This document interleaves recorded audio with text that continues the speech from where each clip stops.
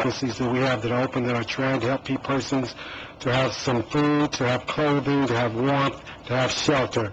Bless those agencies and be with them. Whereas, as always, please bless our leaders, bless our mayor, bless our city council, bless all of our city staff, be with them and continue to give them the strength they need, give them the understanding and the guidance they need to guide our community and to do the things that help us all to have a better place to live. We ask it all in Jesus the Christ. Amen.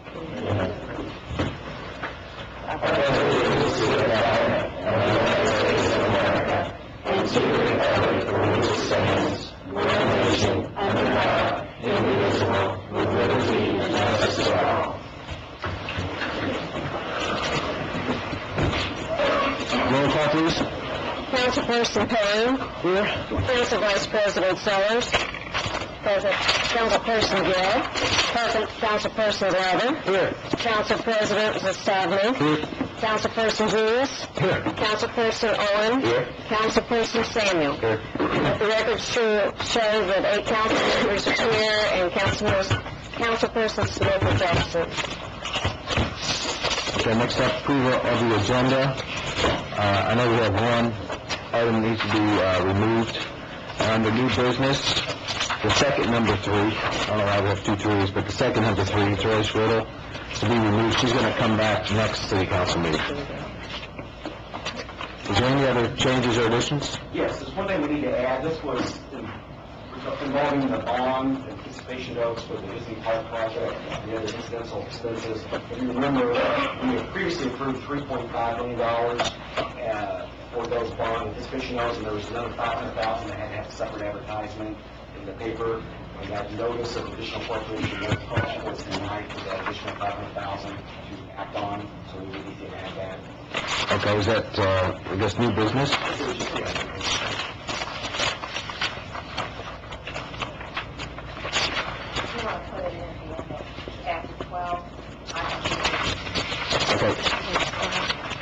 Okay, we just add as 13.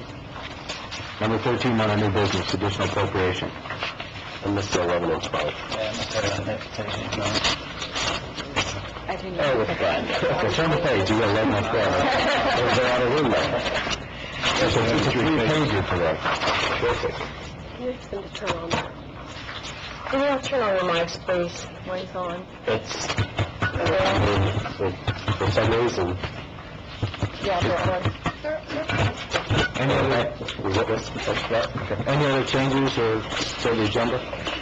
There's no change, and I'll make a motion to approve. Second. A motion second to approve the agenda with the removal of Joyce Riddle and the addition of the additional appropriation number 13. Any discussion?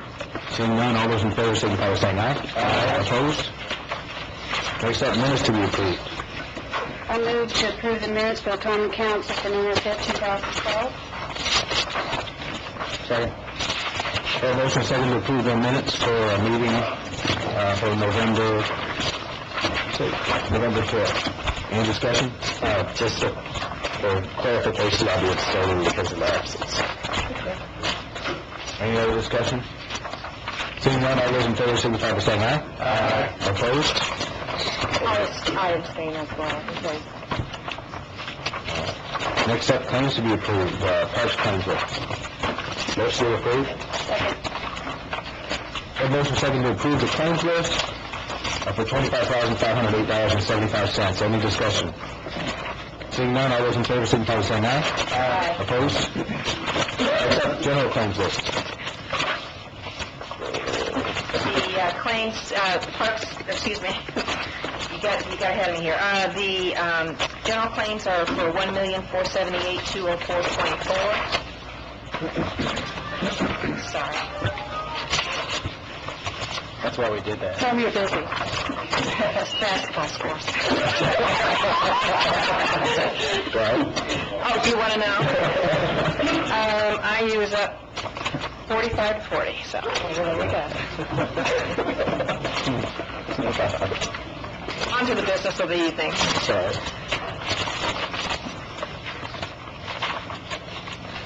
There's no questions. I'll make a motion to approve. Second. I have a motion and a second to approve the general claims list. Any other discussion? I just comment, Mike, you're going to change the vendor Yes, that vendor will be corrected when processed. It was under the fire department. It said, well, it was veterinary. It was veterinary, and it should be Metro Tire. It's, Hey, Monica, not on this claim, but the last couple of meetings I've asked you about that claim for West Street Park. I thought I responded to you all on that assessment relating to that. I sent out an email about 2 weeks ago when I responded to all the other questions that were generated, and that was related to... I'll be able to look it up, and I'll get back to you on that before the evening's out, because I know I responded. The other question that I had was in looking at the minutes from 4 to April 2nd. Which is not on this claim, but it is with claims.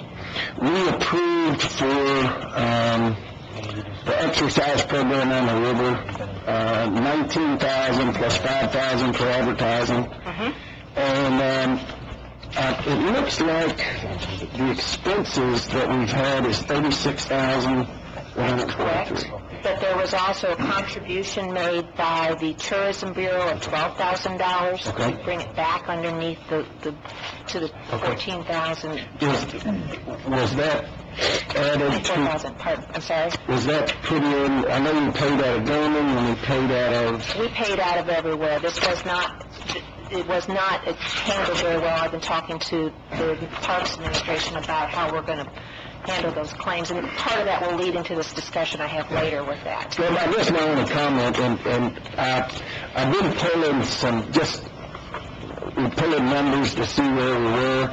Some things I can't really tell if they're under the anchors away or not. Right. And what I truly got a handle on was $36,000, right. And I think there's probably more, but I can't. I really went through everything that was eligible for or whatever looked like, unless it was not properly identified. Okay. You know, that could be the case with any expenditure we have if it's not carefully classified. But the $12,000 was restored back to one of the non-reverting funds, and I can't remember right off the top, and I can get back with you on that. But it didn't go into the general or the Parks Fund. It went to one of the funds where the money was spent out of. So, okay, thank you. Okay. Matter of fact, now that I'm sitting here, the West Park, the work that was done was relating to the historical value of one of the two houses that was being contested as far as saving it versus demolishing it, and the redevelopment hired Estefano to help do some historical work on that. That was the work that was related to that. So that was the billings that were on that. Okay. And I could be glad to get you the invoice if you want to read it. Yeah, that'd be great. I mean, I know it's like less than $10,000. Well, I know that our contract was 22, and the bill was 48, something like that. That I don't think. That'd be good. Thank you very much. All right. Any more discussion? Seeing none, we're voting to approve the claims list. All those in favor signify by saying aye. Aye. Opposed? All right. Pass. Mayor's comment. I see the mayor's here. Evening, everybody. Just for the record, the Anchors Away program was a huge success. We had over 2,500 participants in that event. I appreciate the city council's help. Had a lot of happy people there. We're going to be doing another function at the field house on Thanksgiving morning, I believe from 8 to 10. That's going to be funded out of resources from the mayor's office, and also on Christmas Eve with the Zumba down at the field house. So love to see the council participate a little bit in that program. I'm here tonight. Something that got brought up, I believe, before this board about a month ago. It's been lingering, actually, for about 2 years now. The flooding issue in downtown, which I'm sure everybody's well aware of. On May 18th of 2010, the Drainage Board approved this plan right here to fund a retention pond for the downtown area. I've got experts with me here tonight that are going to speak on the need for this program. The city council supported this program in 2010, and I'm going to be asking for this board to approve a $500,000, a $500,000 grant the state is willing to give us to fix the drainage problems in downtown.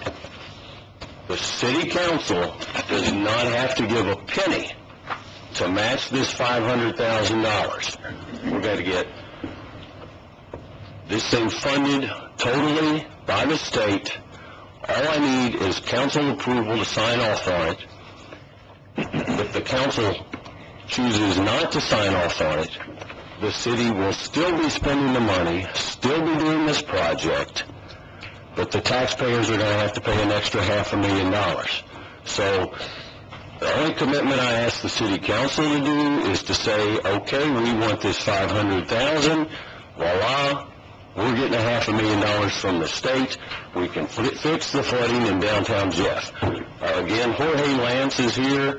He spoke to the Drainage Board in 2010.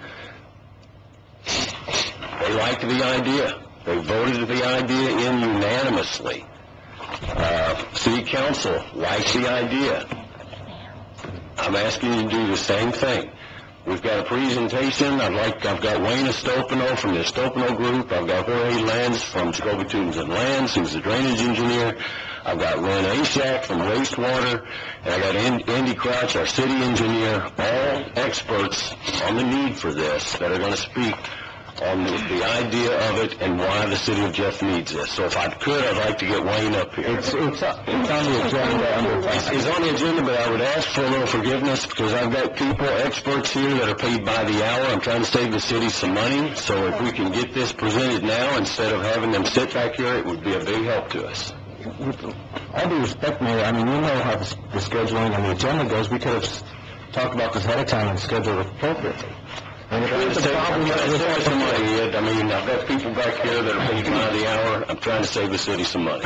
And we started the meeting by approving the agenda for changes or deletions, and nothing was said at that time. I am requesting mayor's comments on the agenda. I am requesting a $500,000 that we sign off on and get from the state. I would think everybody would be on board for that. Trying to save us some money by having these experts here, a little courtesy to them. They've worked long and hard on this project. I'm asking the council to please let them go ahead and do their demonstration. Can I speak? Sure, speak. He brought up about being approved on the drainage board. Now, I was on that drainage board at that time. The plan's a little bit different because at that time it was presented to the drainage board. It wasn't, that was a step, this canal was part of it. It was the start of the canal. There's also a stormwater separation project that went along with that addressed the CSO issue. And that's what the drainage board... And right here you will see a picture of what we are proposing, and right here is a picture that you on the drainage board voted for. Other than the shape of the pond, extremely similar, and what you just brought up, that's why I've got Len Ashak here right now who's going to speak on that. Mayor, we have another comment. I'm going to stick with the agenda. And next time when it comes up, I would ask that you just request at the beginning when we approve the agenda. We did 2 weeks ago, and you told us we couldn't be on the agenda. Two weeks ago, as I mentioned, it was right before the election, and asked that we shorten the agenda items, and that was one that was considered. I sent you an email if you wanted to be put back on, and you didn't respond to that email. And that's not what your email said. Your email said we would be put back on the agenda. You didn't respond. Okay, well... You're on the agenda today, and you will have a chance to talk, and we'll listen to all your experts when the time comes. Thank you. Report of the clerk. Okay, I have a couple of things here. First is, I sent Chad an email the other day. I received a bill from the National League of Cities for $3,813, and I didn't know if that is paid by the council as a whole or if it's split. Through the council? Okay. And that's for every department in the city belongs to National League of Cities. Okay. Okay. And I was concerned that it was going up. I didn't know if it's reflected our increased population.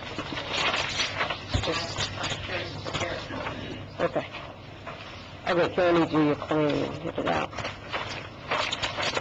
The other thing real quick, I received an email the other day from a lady, Susan Duff, of the Stage 1 Theater, in regards to a young lady of Jeffersonville, and asked that I kind of read this information. Angelica Kirby of Jeffersonville is going to be performing in the Best Christmas Pageant ever at Jeffersonville, Best Christmas Pageant ever at the Kentucky Centers. She is going to be the baby angel. She is a 5th grader at Riverside Elementary, a member of Louisville Central Community Center Kids Art Academy. She studies voice with Gregory H. Rami. She's recently performed in Sacred Heart Academy's production of The Sound of Music, Stage 1, Joseph and the Amazing Technicolor Dreamcoat, LCC Kids Art Academy, No Town to Motown, and Louisville Entertainment, Ain't No Masses Over Me. So I told her that I would let the council know that we have a young lady from Jeffersonville, Angelica Kirby, who's going to be performing. Good. And then the next thing is I'm going to turn it over to Erica to kind of give you an update on our new system. As you can see, we've got a lot more wires going on. We're hopeful that we can get these underneath the desk and get a shelf built. So we are up and running. I've got BS Digital, and I've got dual screens going on, so I've still got our normal presentation, and I can drag this over and show you exactly what I'm doing right now. I've got bookmarks going on. It's showing me who's voting, who's here. So as we're going, I'm following through. I know we've recently talked about doing a Facebook page, YouTube, getting all this video and audio up. I've started that. I've kind of created the accounts. I haven't published anything yet. Nothing's on there. I wanted to get feedback from you all. I've messed around with it, played a little bit. I know how to get the videos and audio up. Tonight, because it's so new, we haven't gotten a Y cable yet. We've ordered it, so we only have audio tonight. But once we get that Y cable in before the next meeting, we'll have the video. I can put it on. I can go ahead and put the audio up and have that sent out to you all, a link. But hopefully next meeting we'll have that video with audio. And as we do all of that, all the pages will be linked together, and you guys will have all the links. So where are you hoping to put the council meetings, on YouTube or on the website? It'll be on website both. It'll be on all of them. Good. It'll be on all of them. They're all going to be linked together. So when I put a video up on YouTube, it can be linked to the Facebook page. It can be linked to a Twitter account. It can be anywhere that you all want it to be. And hopefully we'll be able to hook it up to link it, whoever's doing the website, to link it with the city. Are you back to streaming live also on the internet? As far as I know, they're supposed to have that hooked up also. Great. And that Y cable is going to let you piggyback off the... Yes. I didn't want to mess with his recording tonight, so we're just for audio. Once we have that Y cable in, we'll be able to do full video and audio. Great. Thank you. Yes. Anything else? No, that's it, sir. All right, next up, Department Head Report, Bobby Lissy.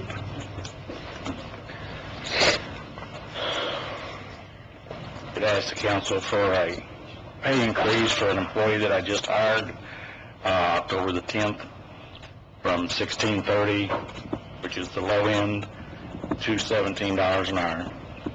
The maximum is $21.50.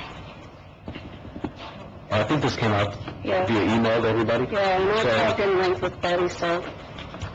Is this the gentleman that's doing wiring? Yes, all the electrical. Motion to approve. Second. A motion and a second to approve the salary increase for that one employee. Any discussion? Seeing none, all those in favor signify by saying aye. Aye. Opposed? Aye. Thank you. Thank you. Josh Thompson?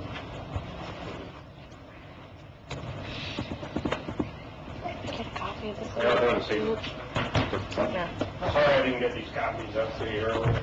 A copy of our interlocal agreement between the City of Jeff and the City of Manhattan regarding the 225 communications.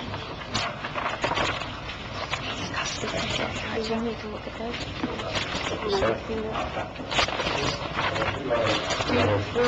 Yeah. It's okay. Thank you. Just so you're aware, a couple of months ago, I handed out a draft of the same thing. There's no big changes, okay. Just the administrative changes as far as the mayors and council districts. Right, it had some old information in both cities about council presidents. Scott, have you had a chance to review this at all previous? The agreement from the past, but I'm not, I looked at it tonight, so. Basically, I'm asking for an approval on this particular interlocal agreement. The money has been set aside, I believe, the end of last year. It was brought up, I believe, in May of this year also, that it was approved, and now it's just a matter of getting the interlocal agreement in place. I think there's been a little bit of concern. Tom and I spoke about it with the way the board of directors are set up. But I think I'm fine with everything the way that it's set up as it is. I've kind of gotten some information from New Albany that they have put our portion into their budget for next year to potentially exclude us because we're not, moving forward on this. Let me just clarify, please. The concern about the board is made up is not a current concern. The way the board would currently be made up is fine. It's essentially half the board is from Jeffersonville, half the board is from New Albany. It starts to get a little less clear as what happens if either Clark County or Floyd County goes to a joint communications. Other agencies that would potentially come on, in order for those other agencies to come on, it would be the way the board is currently set up, approving whether or not they would come on. Speaking with some of the New Albany fire people that are involved in this, their vote is not to bring anybody else along, that we are the sole person on this system until we get an operating agreement within the board itself and expanding to other agencies as necessary. And I think that the premise would be that the only way that we would expand is if we have the capabilities and money to expand based on other agencies that want to come onto it. Does the New Albany City Council approve this? I do not know. I believe that they have reviewed it. Now it's a matter of whose ball's in what court and who's going to take the first step to get the approval. Josh, we got a lot of people in attendance today that might not know exactly what you're talking about. Could you give an elevator speech, just a little bit of background? I'm not real techno-savvy, but right now we're on the Indiana Hoosier Safety radio system. It's an 800 megahertz radio system that is put up, maintained, and not maintained by the state. The problem with it right now is that in the southern portion, we have all kinds of agencies that are tying up the state system between the NDOT, state police, all of Clark County, all of Floyd County, that are tying up that entire system. Well, getting maintenance from the state at this point has been very difficult. We saw the real impact of it through the Henryville tornado, and the entire system was wiped out and down. They did add a little bit of an upgrade after Henryville to the Henryville Tower, but we're not reaping the effects of that. This system, the P25 system, is really a proprietary radio system that eliminates, the control of the state as far as maintenance, upgrades, and everything else that we would be able to control.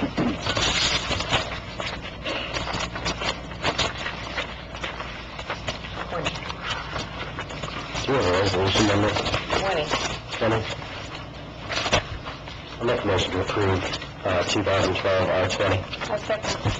We have a motion and second to pass Resolution 2012 R20. Any discussion? I'd just like to make sure it's worded okay. It's an interlocal with another city. I'm going to make sure that we're agreeing to something that's okay. I don't know how long it'll take Scott to do that. If it'll be a day, but can we make it contingent on his approval? I assume it'll be fine, but he just now saw it, and this is, we got it tonight.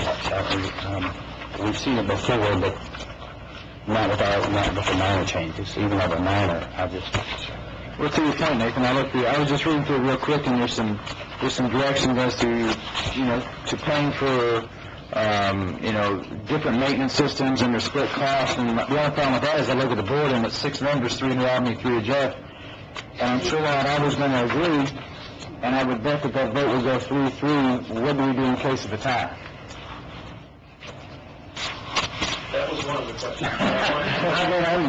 Josh, is this time sensitive that we need to pass it? Would it do any harm to wait one more meeting, or? Yeah, one more meeting, I don't see a problem with it. Like I said, the only concern I have with the time is that I believe that they put this into their budget, our $79,000 portion of their budget next year, and then we're kind of missing out on the $500,000 system.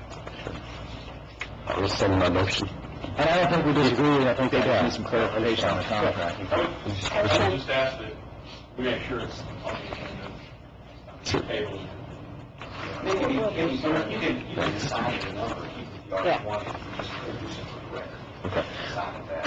And then have one of these. Well, the motion and the second to pass, both have been rescinded, so I guess at this time I'll entertain a motion to table. Motion to table until the next regular city council meeting. Second. Motion and second to table 2012 R20 to the next meeting. All those in favor signify by saying aye. Aye. Opposed? Okay. Any other department head reports? Seeing none, unfinished business. There's an ordinance from Mike Smith, OR 54, passed on the first reading. Is there an ordinance of reduction? This is related to the communication director. There's still an amount for this communication director. Do we know what the amount is? I have reflected the adjustments for the communications director in a ordinance that I had in the we're using the mayor's budget and increasing or providing for funds as directed by the council.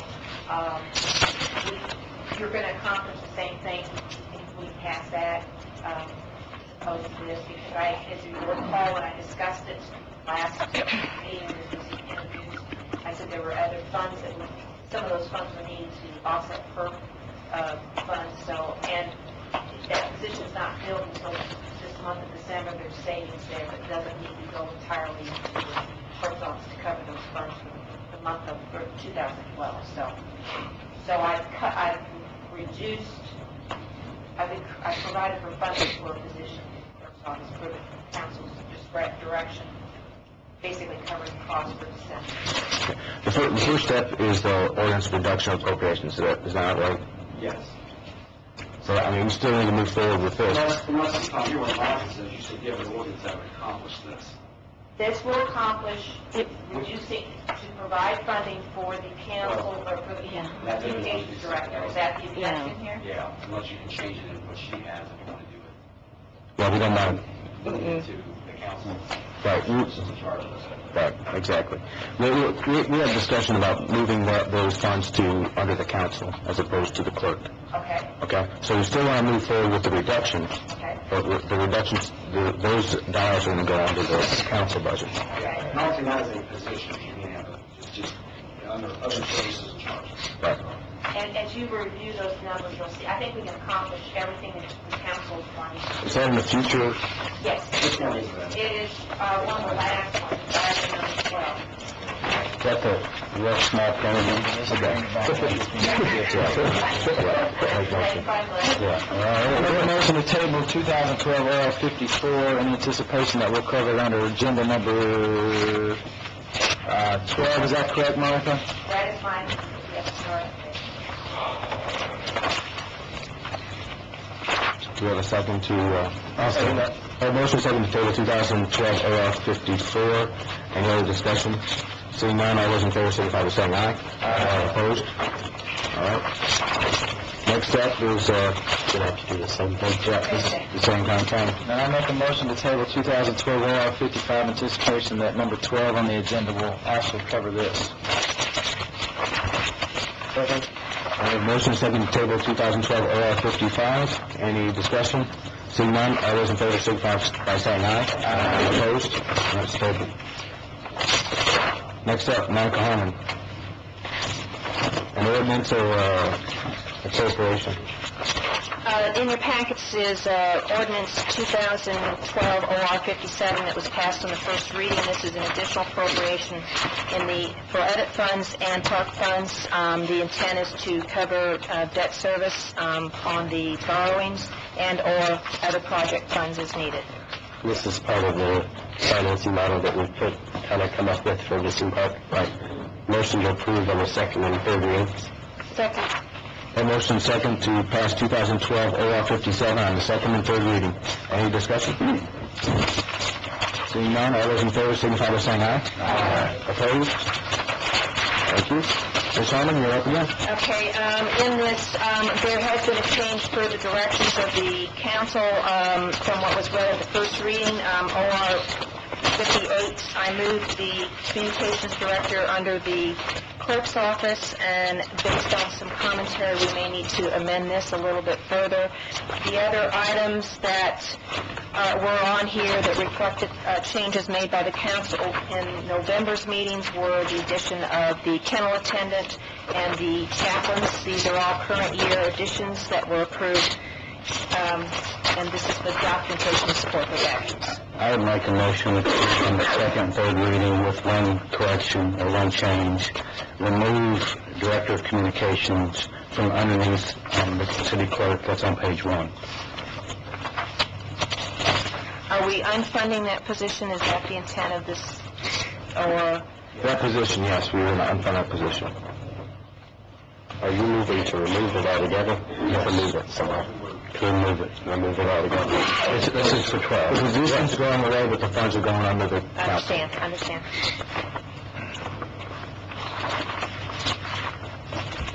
There was a motion. Do we have a second? Second. We have a motion second to pass 2012 OR 58 on the second and third reading with the removal of the communication. I couldn't find the title. It's on the bottom of the first page, very bottom of the first page. Director of Communication. Any other discussion? Seeing none, all those in favor signify by saying aye. Aye. Opposed? Ms. Conlon, I'll get you corrected. Thank you. New business. Number 1 is Victoria Collier. Recent incidents on October 5th and October 31st. Hi. Hello. How are you? Good, how are you? I appreciate you letting me come to speak with you today, and I see that the mayor is here.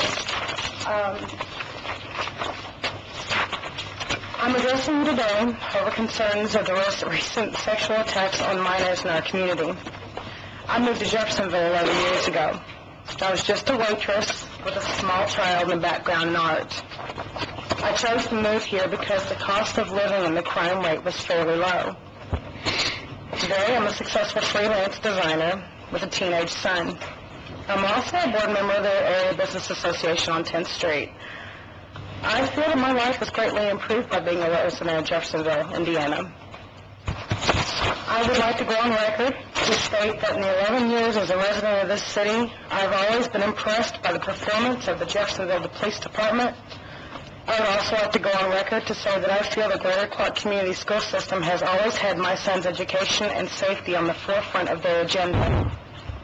I must admit to you, however, until recently I have not been an active participant in our local government. I'm like many in our city. On November 8th, my son, who is 14 years old, came home from school with an unsealed letter from Greater Clark. He had a strange and worried look on his face as he handed me this letter. It was obvious that he'd already read it, and it had some questions for me. The letter stated that in the past 30 days, there have been 2 instances of sexual reports reported, and the attacker was still at large. It also stated that JPD released this information on the same day the letter from Greater Clark had been sent home. So, using Google, I researched these attacks, and I found that the first attack happened in early October, with the second attack occurring on Halloween.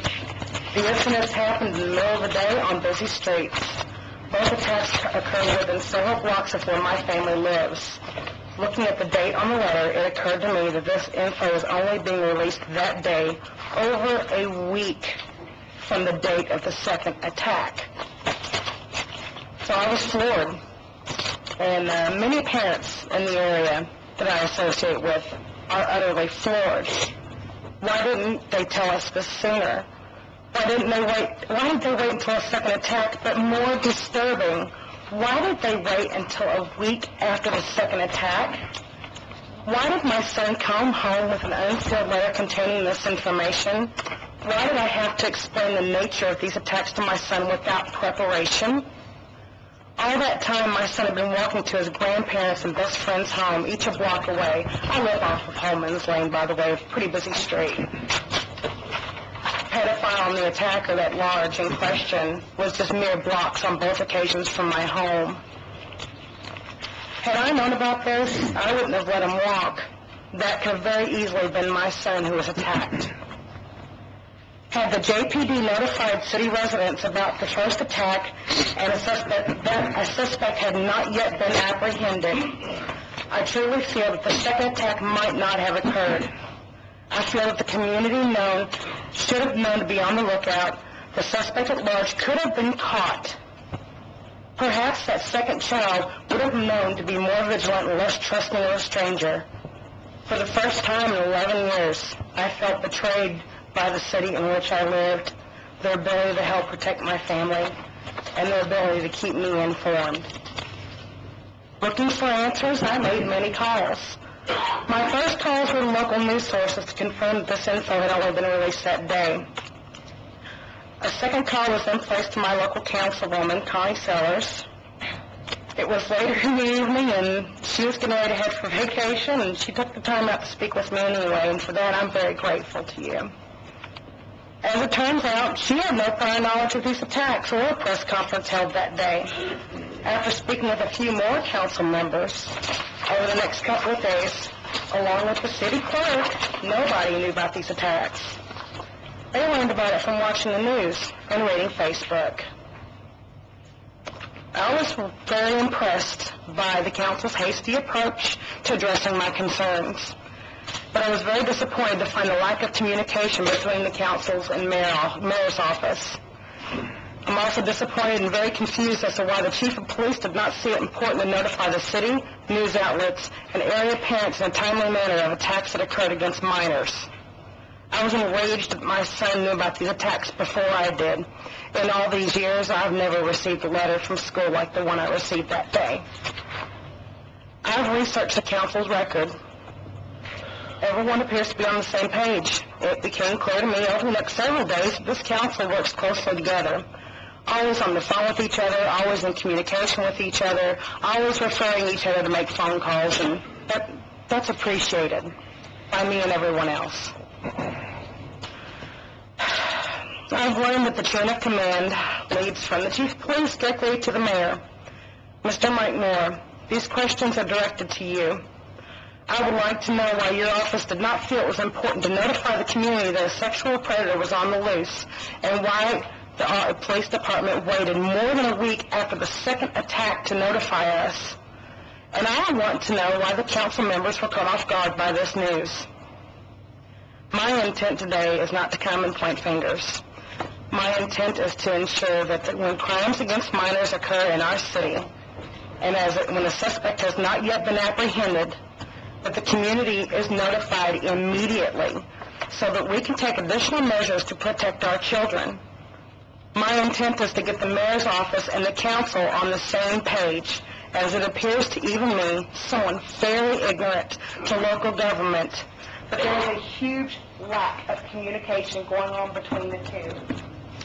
I understand that with all politics, there are always barriers to overcome.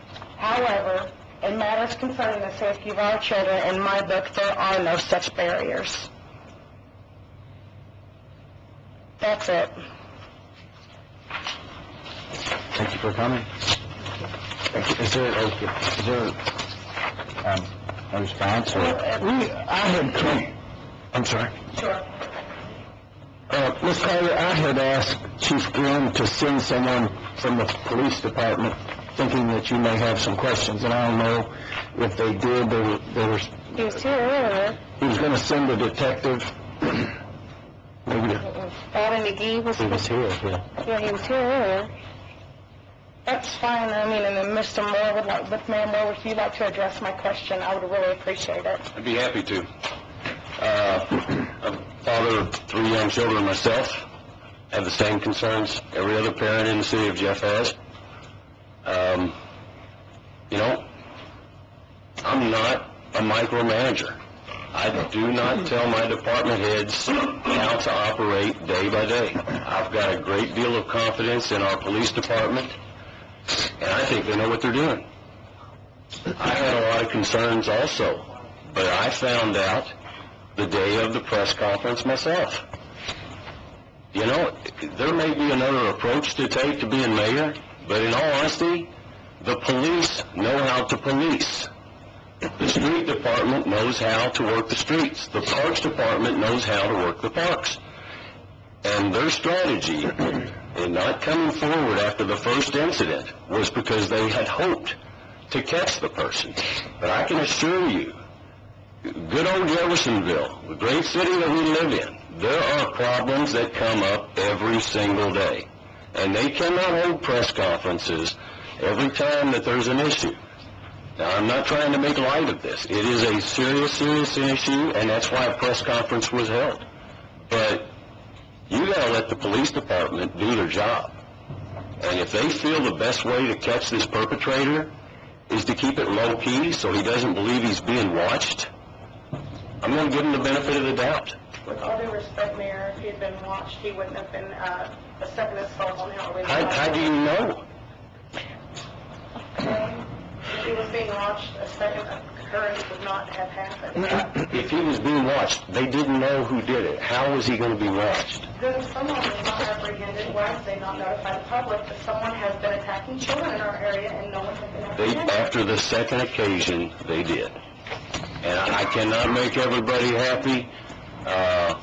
You know, I was even called by a reporter saying, Mayor, we've gotten calls that you told the police department not to issue these comments. You know, there's been enough rumors around this city for the past couple of months. I've about had it with them. I believe in letting my departments do their job. I believe in letting the communication director do her job. This had nothing to do with differences between the city council and the mayor's office. Absolutely nothing.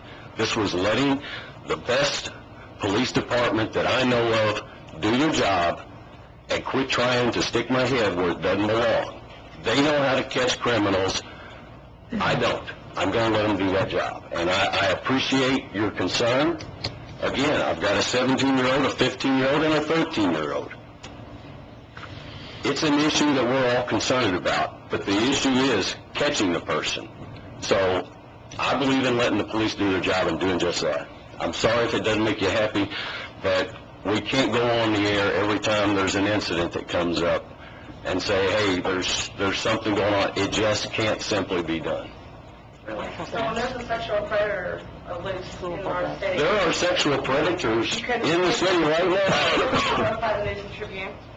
There are sexual predators in Clarksville, Albany, Louisville, Jeffersonville. They're out. Attacking our children right now. All right, Ms. Collier, thank you. I apologize. No, thank you for coming forward and sharing your opinion. Unfortunately, I have to leave, but I do want to thank you again for allowing me to speak this evening. Whatever measures can be taken or can be introduced to make sure that everybody stays in the know would be greatly appreciated by everybody. It's time to be on the same page. This is silly. Thank you. Thank you. Next up, Dennis Julius, Economic Impact Study.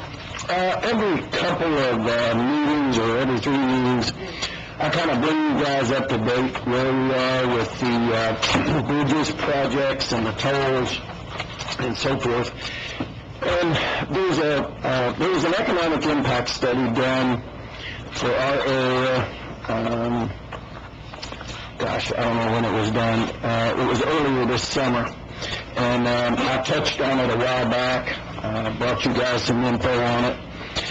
And there's a group of local business people, which I am a part of, and I think Clarksville has voted on this to help finance the Tourism Bureau was going to talk to Jim Keith. Looks like Tourism Bureau is going to side with this.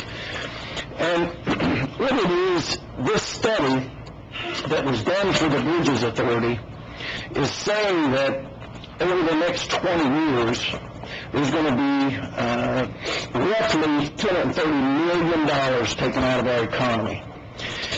And one of the most disturbing things that I wanted to read to you, and I must have a boring life because this was 80 pages long when I read it.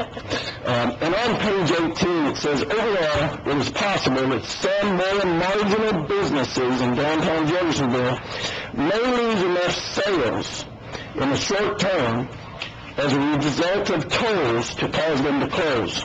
Many of the businesses may suffer a short-term loss in sales and could recover over time. But my comment to you is, we don't want to affect the East End Bridge at all. What we are concerned about are tolls on the downtown bridge. We're concerned that we're losing exits into Jeffersonville. And then when the economic impact study says, which I have a business in downtown Jeffersonville, that marginal businesses in downtown Jeffersonville, I think we could all go up and down the street, and almost every business in downtown Jeffersonville is marginal. So my point is, and what I'm asking for the council to do, is help subsidize this lawsuit. There's been an attorney hired in Indianapolis. And really what they're trying to do is not stop the bridge project. They're trying to make sure that they have done all of their due diligence and analyzed all of the information and done everything in accordance to look at Jeffersonville as a whole, and we don't think they have.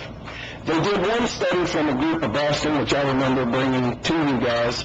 I think they interviewed 21 between businesses and people in Jeffersonville to complete their study, because the study was ordered and they only had 3 weeks to do the study and get it back to them.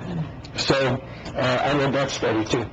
And they all give us the same output that in Southern Indiana, over the 20 years of this span, which is what they looked at, Southern Indiana is going to have a net loss of $7.7 billion.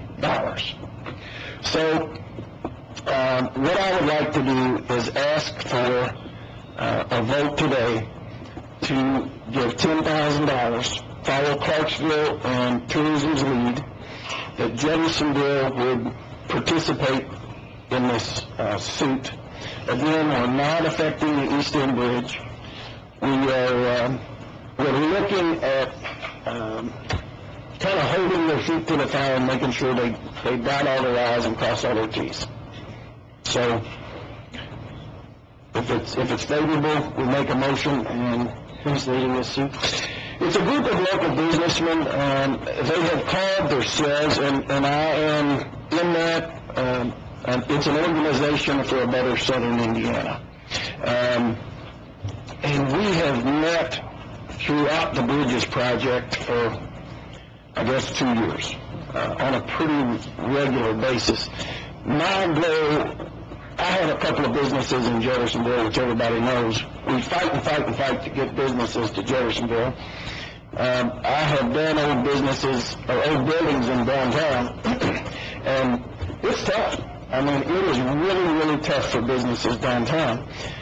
I've always felt like the downtown was kind of the heartbeat of Jeffersonville, and I think if we cut the exits off and we put the tolls in, you're really doing an injustice without trying to circumvent that in some way. I think we're really doing an injustice to our downtown businesses. And which exits, you keep saying that, which exits are they wanting to cut off? I believe it's going north. We're going to have to go up to 14th Street and get off and come all the way back on the frontage road. So it's going to be tough. It really is. So 10th Street. And when's the suit going to be filed? Suit, we're working with the attorney now. We have hired the attorney. And the suit has to be filed. I believe there's a time limit, maybe the 1st of December. I'm not really sure what that. Would the city council be listed as a plaintiff in this case? No, all the attorney is trying to do is one of his thoughts was it would hold a lot more water if we could get the municipalities and tourism on board. And Clarksville, through the leadership of, yes, sir? Yeah, the group that's filing the suit that would contribute money for the legal expenses, is it a private group or is it a governmental? It's a private group. Yeah, I'm not sure.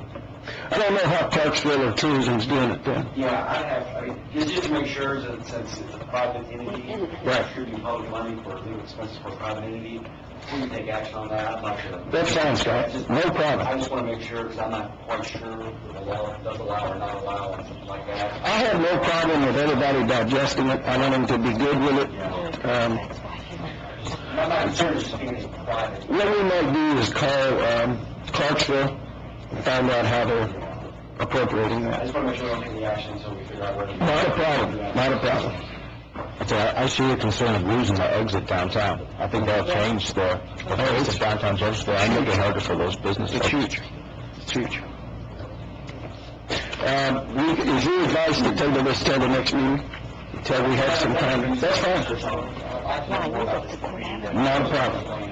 It's going to kill everybody. It might be the way that If you guys communicate and if there's need to put it back on the agenda next meeting, we'll do that. Thank you all very much. Can we get clarity on the exit closures and, because that's a concern. I know they've had a lot of different meetings, but they've had a lot of different diagrams and routes or routes, and I'd like to get some clarity on that as well. I don't know. I've got some maps. Okay. So, Okay, we'll shoot for that for next meeting. great. Thank you all. Next up, number 3, Andrew Adams, fire merit claim. Good evening. Mr. Ackerman, the president, apologizes. His sharpsmanship team at the Albany High School in some type of competition that he couldn't make it. This is a claim, or estimated claim for the Fire Merit Commission for the promotional process that was just completed, as well as this is the line item appropriation detail history that I was provided by our secretary, or the commission was provided by the secretary of the commission last week or last month, and further was discussed in the Fire Merit Commission meeting. There are several items, specifically on page 3 of the appropriation detail history, that the commission wanted to draw the attention to the city council. you want to put it up, please, so the audience can see.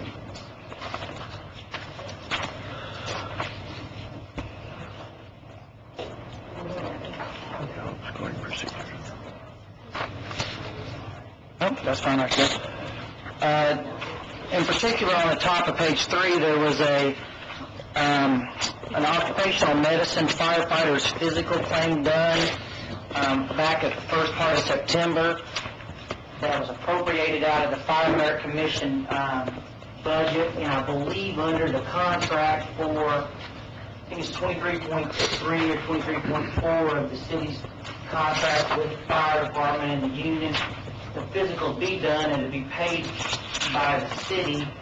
That item is not typically an item under the Fire Merit Commission, under their budget or their appropriations, and that wasn't budgeted the commission didn't budget for that in their submission last year. And then, I believe later down there's an fire instructors. That claim, not one that we would pay either, I think was paid. And then there was an appropriation by the council, back in July.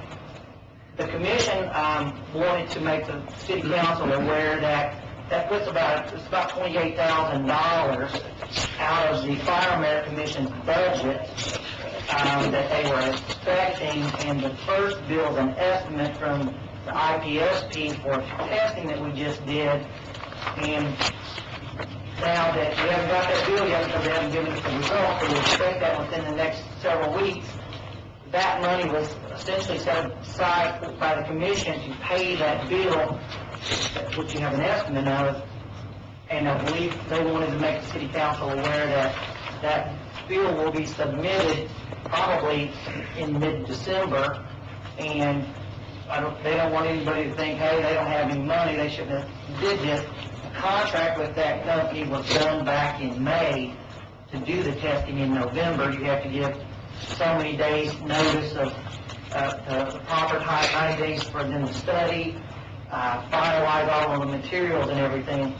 They just wanted to bring that to clarification to the city council to verify where that money should have come from, and that potential bill will be submitted as a claim for the Fire Merit Commission probably in December, as well as some other miscellaneous bills. And I don't know if you have questions in relation to that. What was the amount in the contract? You said it was contractual back, it was signed back in May for November total. What was the amount in the contract? It's on that sheet there. That was the estimate that we had received from them. Now, we tested less, and they gave us some discounts for testing at the same time, and that was all discussed in different meetings with them, so it'll probably be slightly less than that, but we don't have a final bill because they do the things by how many days they're down here, and there was a tactical assessment where part of that fee may have been waived by the Jeffersonville or by the Louisville Fire Department that did the tactical assessment. Chief Hendrick, has some answers? The one item up here that Mr. Adams is not familiar with is the fire instructors. That is the reference materials that the Merit Commission bought to do the testing. Those are books. Okay. Is what that is. So we should expect a claim from the amount of about $28,500 in the next couple of weeks. Correct, but based on that top 52? line on the first page. Is it both, 52,000? No, just 28 and 24? No, just the 24. That's the one there. It's somewhere in that one.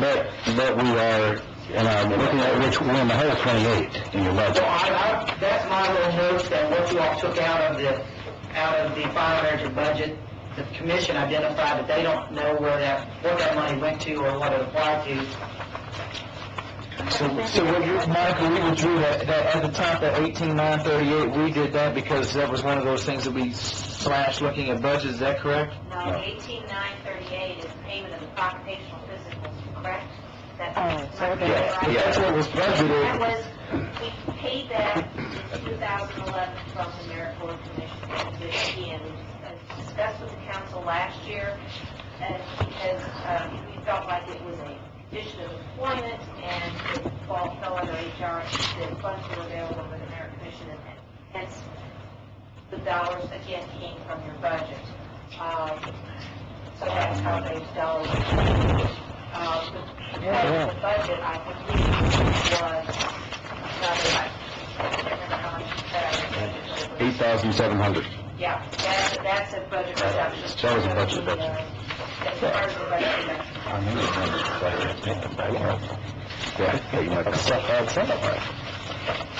So it sounds like the $18,938 for the physicals, we either need to fund the merit board a little more to cover that cost, or we need to take it off out of the merit board and put it on the fire or some other budget. We'll have to find another budget item. Okay. And the commission themselves said they didn't have a problem based in, they didn't know that was going to be coming out, and they didn't know it came out in 2011. I do appreciate the advance notice of coming claim, because, it makes it a lot easier than being, blindsided last month, hey, we need this money, and it shows that you're being diligent and in your books, keeping track of what you're paying for, so. We haven't been, and someone brought it to their attention because we need to always have extra money. Should have taken the credit. The new hire. We try to find that extra money. The new hire process was paid for out last year's money because we could pay for it in advance, and you have to look at so much time in advance that we had to pay it in December. I remember right around the list. Let me tell you. And so this could possibly end up being paid. Not that I'm kicking the can down the road, but it does sound like I'm kicking the can down the road. I don't know, they haven't submitted it to us, and they haven't finalized the results. I haven't heard anything from them in relation to that. I think they were awaiting some seniority numbers, and They received that Friday, so I think it'll be a week or two. yeah, and I will forward that as quickly as possible. Thank you. All I have. Thanks. Thank you. And just for clarification, with the heater on. Thank you. You know this kind of call? That doesn't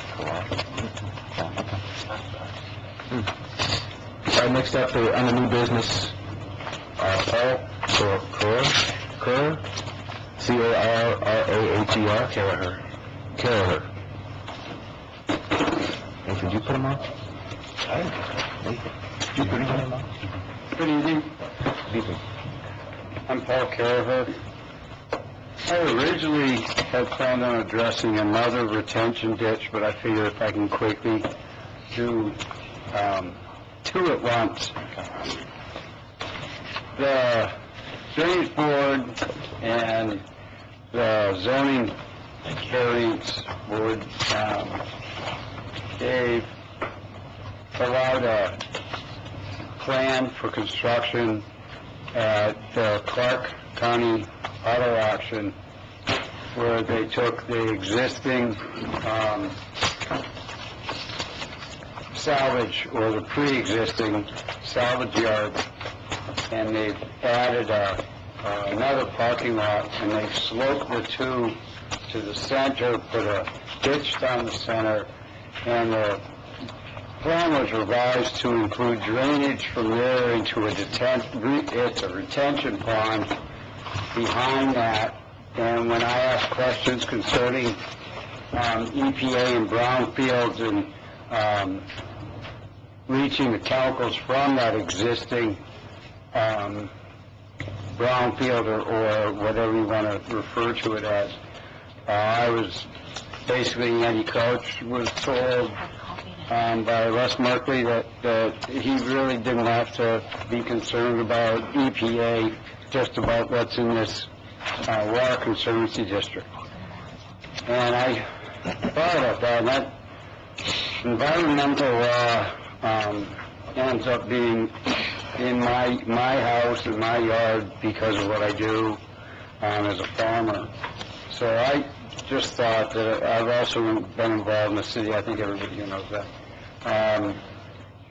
There is Indiana Code 1330-2. It's better reflected locally in Jeffersonville Ordinance 2004 OR 68A, which really embodies the majority of this. And what they've done is they're allowing the chemicals and hazardous materials and pollution that exist on that site already, and they're a means to have it drain into it and accumulate or concentrate into a ditch, and then have that ditch go through the Optimus Club property and into our drainage system. And I know that the city expert, Len Ashek's here, he might have some insight into hazardous waste being allowed to percolate or leach or run or be collected and then put into his sanitary sewer facility. But basically what's happened is that the city has done, to me, two things. One, it's illegal. I mean, you just can't do that. Not today. I mean, you might have been able to do that when they had the auto salvage yard, but by allowing that material to flow through, you just, EPA doesn't allow it. They have a set of rules, CERCLA rules, and it doesn't, they are, which I believe everybody got those. There's also another set of rules for disposal of oil that are both state and federal. The problem that I see it is that, as it was said at that meeting, that this isn't a city problem because it's between the owner of that property and the EPA for him to clean up his property. And the meeting, you said, was that a drainage board meeting? That was at the Planning Commission. the planning commission and the zoning board meeting. And my problem with that is, as soon as you go to allowing them to change or alter that property by scraping off the top, putting on new gravel, sloping that, and having it drain, you're increasing the amount of exactly what the law, federal, state, and local law says you can't do. Lawyers. My issue with retention ponds in general, and specifically the one that they plan on a newly acquired, rather expensive property downtown, is one of common sense. We now live in a world of bird flu and West Nile virus as much as we don't want to have to deal with it. West Nile virus isn't going away. It increases every year. As our summers get warmer or wetter, it will become epidemic. They don't have a cure for it. They don't have a treatment for it. They don't have a vaccine for it. And they say that bird flu hasn't really even hit. That bird flu will approach up through Mexico and through New England, and that it'll cross the country. You're going to have standing water. You have the plan that's been approved for Clark County auto auction. You have standing water. It attracts mosquitoes. It's, sits out there. It's not treated. It doesn't move. It doesn't take long for a mosquito to go from egg to larvae. In that neighborhood specifically, we've called the Clark County Health Department in prior years, and they came out and put the little boxes in the trees and the bushes and everything else, and the guy said he was doing it because I filed a complaint, he has to file a report, but he told us, the residents there, that all the mosquito problem in that neighborhood, which is severe, is all a matter of adult mosquitoes. It's not a matter of small mosquitoes. And he explained that railroad tracks north of Plank Road, that there are ditches on the two sides of those railroad tracks that run north, and that the city has always refused to fill them in, have them filled in, or to spray them. So we get mosquito larvae from there go into the local trees and the neighborhoods along that section of property have real severe mosquitoes. You're now going to increase mosquito impact in the area by a new retention ditch, and I feel you're doing the exact same thing in 9th Street, because one, storm runoff from the streets and everything else carries oil pollutants, carries antifreeze, which is a hazardous material. You're going to store it, it's going to accumulate, concentrate there. And my position, or my simplistic view of the law, says that's against the law. It's against our own ordinance. But we allow that to happen. But the more common sense to me says you don't put standing water anymore. I mean, in Texas has gone to great lengths about swimming pools. I mean, you can have bird baths. I was willing, and I said that I would take a shot at writing an ordinance that made sense, but I spent a vacation in Clark Memorial Hospital twice, so I was unable to get to that. But I mean, to me, I tell you, so you're against what's happened at the Clark County auction? It's against the law, and it's and you've since reported that, so, right? Was that not right? Wasn't that why the mosquito guy went out there? Oh, no, the mosquito guy went out there. That would be in 2010 and 2011.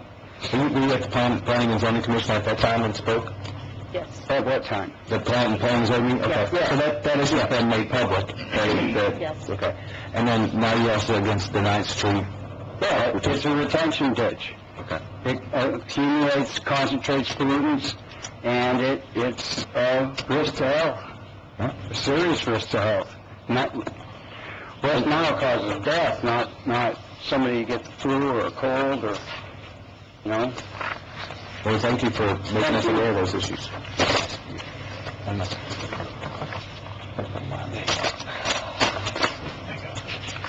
Next up, number 5, Libraries, resolution supporting grant application with Indiana Office of Rural Affairs, 9th Street Drainage Project. I'm not Rob, but it's time to just basically let the experts speak, so I appreciate your all's patience, and with that, I'm going to let Wayne Stopino do a little demonstration, and then let the experts along him speak as well. Thank you.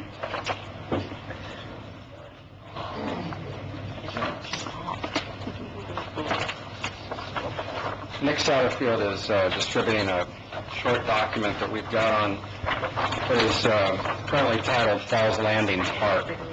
Thank you. Previously, there we go.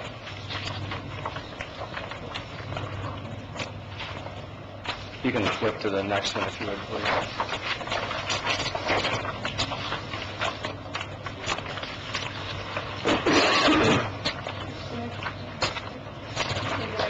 I think we've cut off the bottom a bit, but you have the second page of the handout is that. Looks like we're cropping the bottom a bit there. Something we all could use, probably. At the bottom of the page there is 7th Street, and at the top of the page is 9th Street. The diagonal on the right-hand side, obviously, Spring Street. What we were asked by the city to look at was how we could incorporate a detention basin combined with some wetlands around the edges to take care of some of the concerns, as well as to have some irrigation and aeration devices in the detention basin so that it was circulating the water, aerating it, etc. What has been developed here also allows, in this grant application, which I'll let the city officials certainly speak to that. I'm not knowledgeable of all those elements. But the houses along Indiana Avenue there, which is the vertical street between 7th and 9th, gives you, there's 3 houses on the left side there that, as part of this grant application, is not property the city currently holds. There's also a house at the corner of Indiana and 9th Street there, near the railroad tracks, diagonal from my office, there that you can see that residence. This plan would also incorporate roughly a quarter-of-a-mile walking track. There we go. A quarter-of-a-mile walking track around the basin, and there would be landscaping, trees, and other vegetation there. This plan also is part of a larger scale plan that hopefully someday can be implemented into a more expansive infill project there, incorporating new residences and everything else. So, and hopefully some rehabilitation of the old M. Fine plant. A lot of people know it as the industrial nightmare. So we think that this initial grant application is a strong piece of the project, and I'll ask, I guess, Zach Jorge to discuss some of the more technical concerns. Did you see those? You say those 2 houses? There's 2 houses on Indiana Avenue. You say, is that correct? Yes, just as the pond or the detention basin. And then there's one at the corner of Indiana and 9th. And you say those are not owned now? My understanding is they're not part of the grant application. I might have misspoke. I didn't say that they weren't. They may not be owned by the city, but they're not part of the initial application. Do we know that? So they're not part of the one New Hope's working on, these 3? I have no clue. Not part of the one. Those are homes that they are working on, that this isn't going to be part of this particular project. Okay. I understand that, but I mean, are there 3 houses that New Hope is working on to acquire in their grant? I'm sorry. Pardon? Are these three houses in the scope of New Hope's grant? Yes. Okay. So they will be privately owned. Well, they'll be purchased by New Hope, isn't that correct? Right, they'll be privately owned, not by the city. No. New Hope is purchasing them with a grant, getting them to the city. They're in a flood mitigation area. Oh, gotcha. I'm almost sure that's Okay. part of, we were working with redevelopment for the last couple of years. They will be part of the city. Those three houses. Being purchased Are under you asking if New Hope. those homes are to be purchased with this grant that we're... No, New Hope has a grant that was purchasing the homes in the flood, I don't know what they call it, flood mitigation area. Right. And I know there's some homes that they have not yet bought with their grant, but they have the money to do it, and I'm assuming those three. Okay. I guess my final question would be, are those homes to stay a part of the natural footprint that you see here? No. Those homes will eventually... They're going to be owned by the city. Okay, Yes, that's the plan. there you go. That's the plan. That was a convoluted answer. Yeah, it took me a couple ways to get there, but I'm sorry. We also have Mr. Ayers and his wife here who live in the area down here, and they would just like an opportunity, a moment of time to be heard on their support of this project. If you like it. Can we get...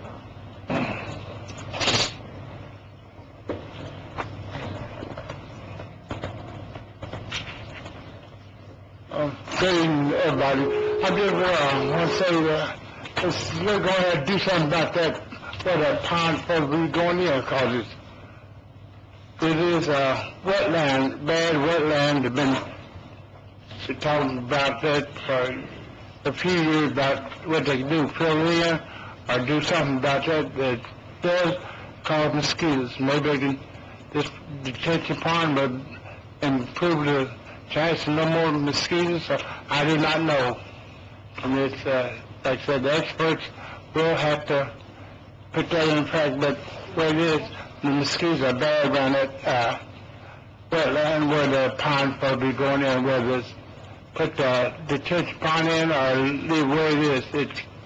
It's bad, and it'll help some of the drainage, especially around the edge of know-how. The detention pond will help that. But then, like I said, I don't know what all the things going to be best to be done about or whatever. But we will need something done down there. And in my understanding, that them three houses are one up there by 9th Street has already been purchased by the New Hope, and the other two are in the process of being purchased right now. So by the end by next spring, them houses be owned by the city, and they can do what they have to do what they want with it. What's your address? 702 Indiana Avenue, 702. corner 7th and Indiana. Okay. Did you all have him sign the public comment sheet so we could have his name and everything for the record? Oh, is it up here? We just so happen to have it. We just need to take it. I would ask you to possibly flip to, Jorge's going to discuss page 3. If you would flip to page 4.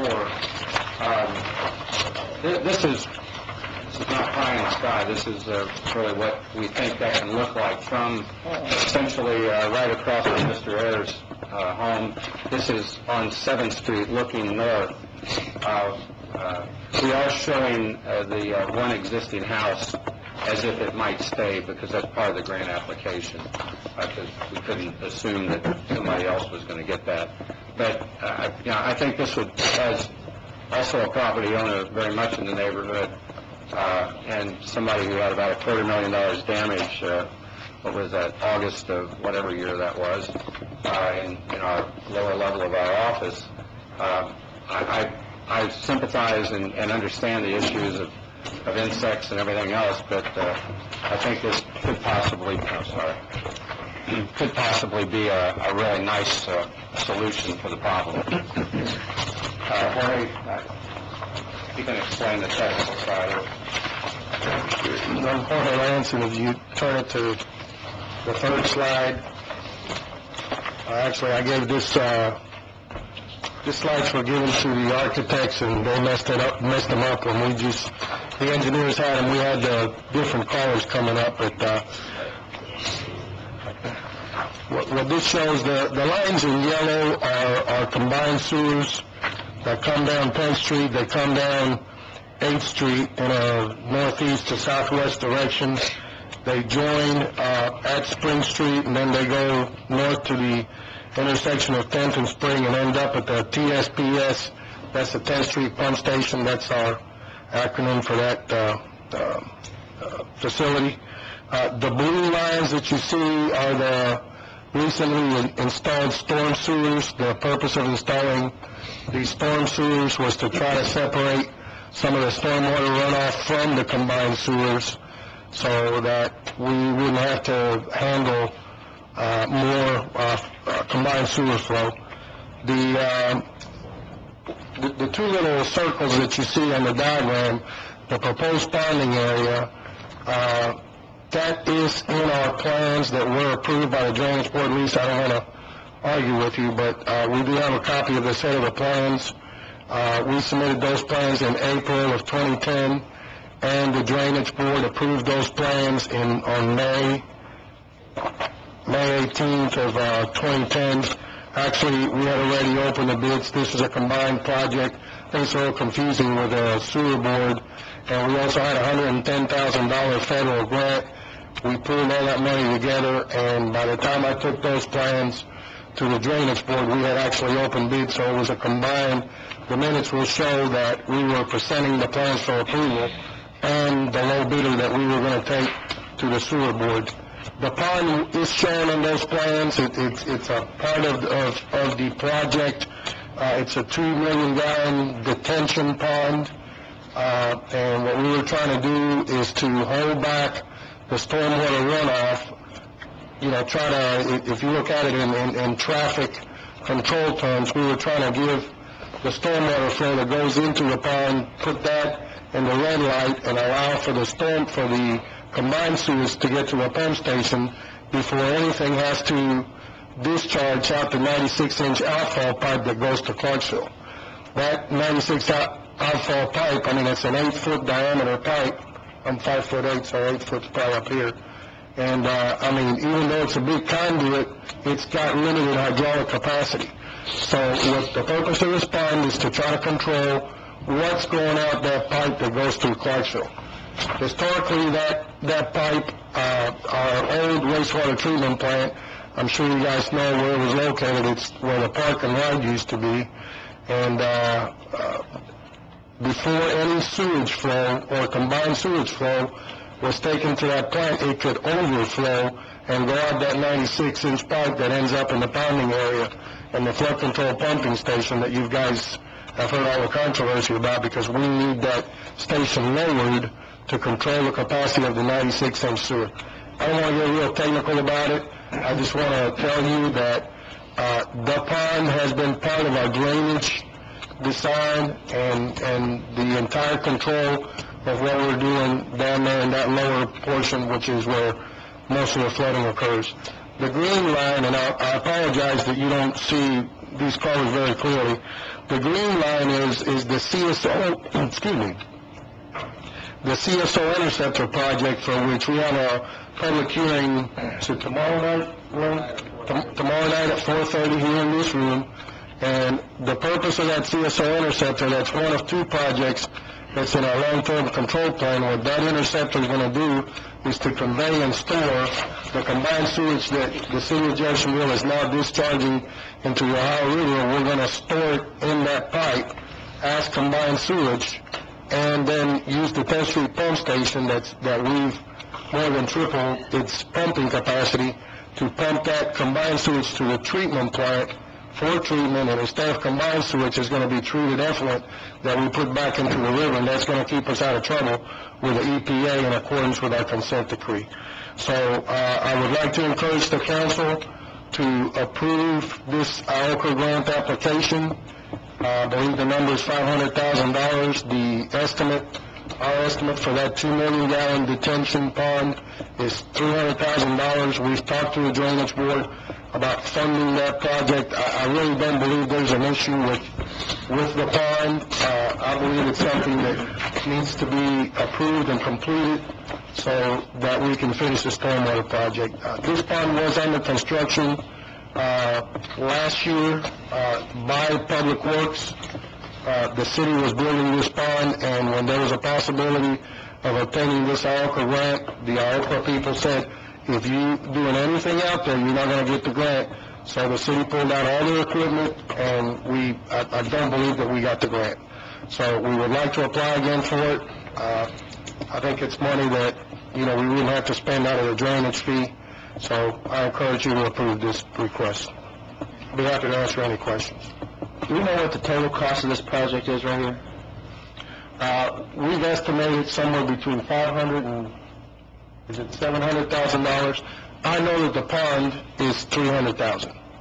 You're talking the park-like setting and everything is roughly $750,000. I believe is that the number that we're using? I think it is. Okay. All right. But it was in charge of the pond, I'm sorry. It was my understanding that to get the grant, we had to put in $800,000 to get the $500 grant. That's what was told us at the last meeting. 4 weeks ago. We do not have to put a penny. This is gold here. All we got to do is say, hey, we want it, and we're going to get it. We don't have to commit anything. So just so we understand, the pond is going to be $300,000 regardless. Well, we get the total project, and everything's about $750,000. So with this $500,000 grant, we're looking at maybe $250,000 out of our pocket. Not out of, this is going to become addition to this redevelopment. Okay, I just understand that. So out of pocket, out of whoever's pocket. Okay. I have a question on the drainage board. I don't understand. This has been brought up to drainage board. They did not take action on that one. They keep saying, when this was brought to us, this was a sewer project, this pond was. If I'm recalling that, Andy, you can correct me. We approved a grand scale thing, but the pond, I thought, I do not remember approving this. I thought it was a sewage project because they were going to do the stormwater, that sewer that was going to do it. For the canal? Was it For the canal, the headwater. We were separating the combined sewer into separated sewers into a stormwater system, and the stormwater is going into this pond. The stormwater retention basin is what it is. Just like you see it, most of the developments, they have stormwater parking lots, they have a lot of paved. I have no problem with that. There's retention basins, some of them are wet, but I have a problem. Some of them are dry. This one's going to do that. They're still working on the detention basin. We've got the plans if you want to see. I think my comment has been all along. I have no problem with the drainage feature of this. It's the park feature that I think I have trouble with. Because with the known threat of a combination overflow into that pond, I'm just not crazy about building a park there. Well, I think one of the issues is, if you look at what the feds are doing with stormwater, there's more pollutants. And you can pull studies up. I got a study that was done by a national database that shows there are more contaminants in stormwater, untreated, than there is in combined sewage. Because combined sewage gets diluted with stormwater coming in from downspouts, from catch basins. It goes through a treatment plant to get treated. There's stormwater is basically untreated unless you have bioswales that are appropriately designed and work well. And depending on, everybody thinks that every time it rains, there's going to be combined sewer manhole coming up out of the street going into that. We had one back in September because we had a 2.5 inch or 4.5 inch intensity, 4.5 inches of rainfall per hour in intensity, which means if it lasted an hour, we would have 4.5 inches of water on the ground. No storm sewer system is designed to handle that kind of volume. Now, the 10th Street pump station, all the pumps are in. We can't pump the 50 million gallons or 40 million gallons from 10th Street to the treatment plant because the treatment plant's not finished yet. The outfall to Mill Creek is done.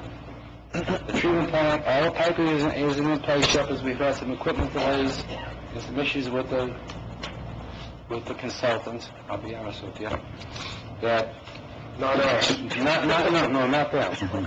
But the submittal review took a little longer than was expected, but it's a very conservative one. They want to make sure they do things correctly. So as soon as the treatment plant should be finished by the end of the year, and as soon as that's finished, we're going to be able to pump 40 or 50 million gallons, depending on how much water is coming in from the other parts of the city, through that treatment plant. The best we could pump now is about 20 million.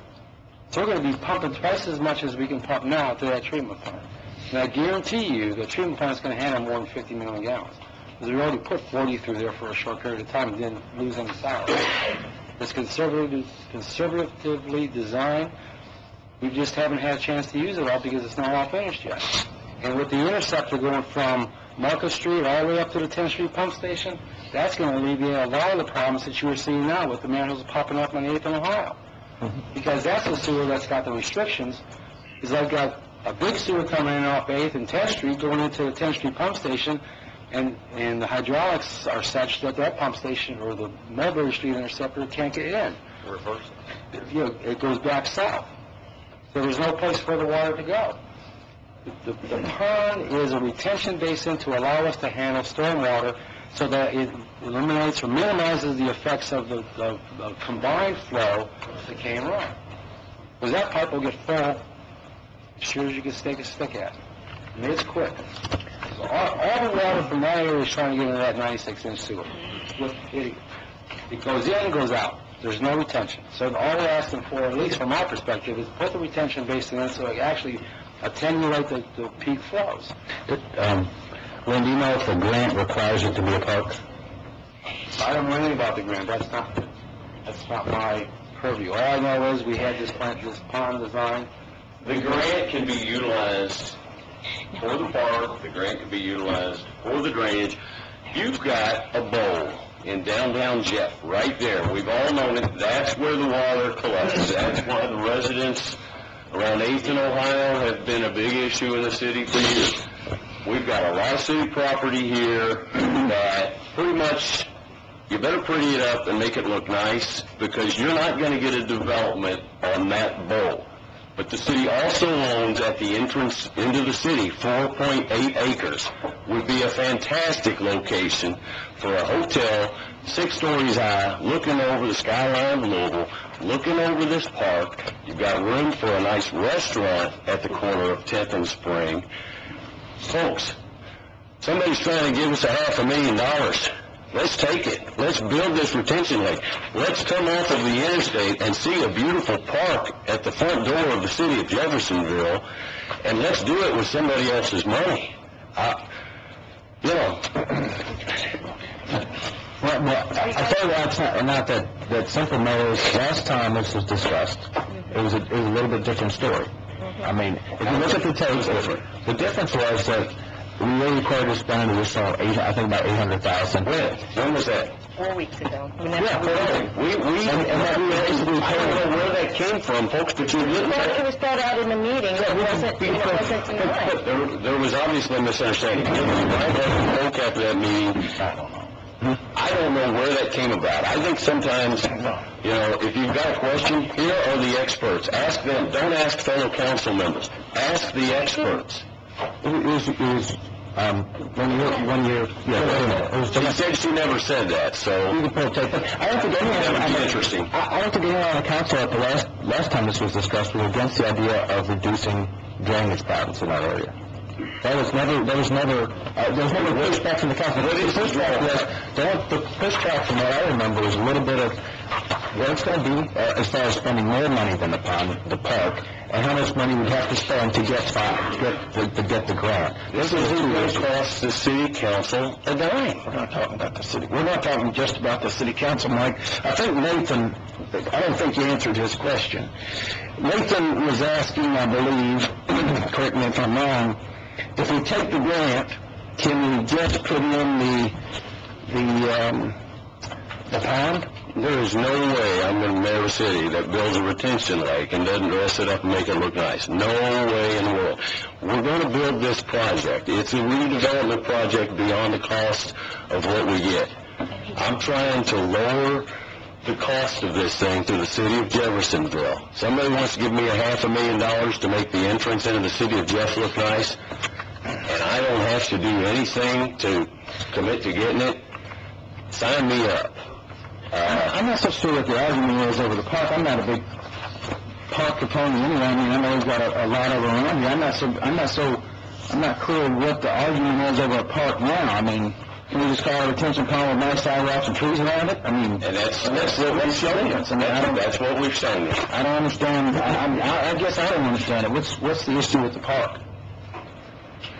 I mean, I'm asking. I don't know what the issue is. I think one of the issues is we're going to spend $800,000. That was the number we saw last time for a park right next to a highway with trucks and cars zooming by. Is that a place that you would hang out, take your kids, go for what? No, it wouldn't be. But I guess my question would be is if the pond is going to cost $300,000 regardless, and we can get a $500,000 grant to build it, and then take the extra $200,000. That's what I'm saying. It's a different discussion today. This is what you supported in 2010, a park along the entrance into the city.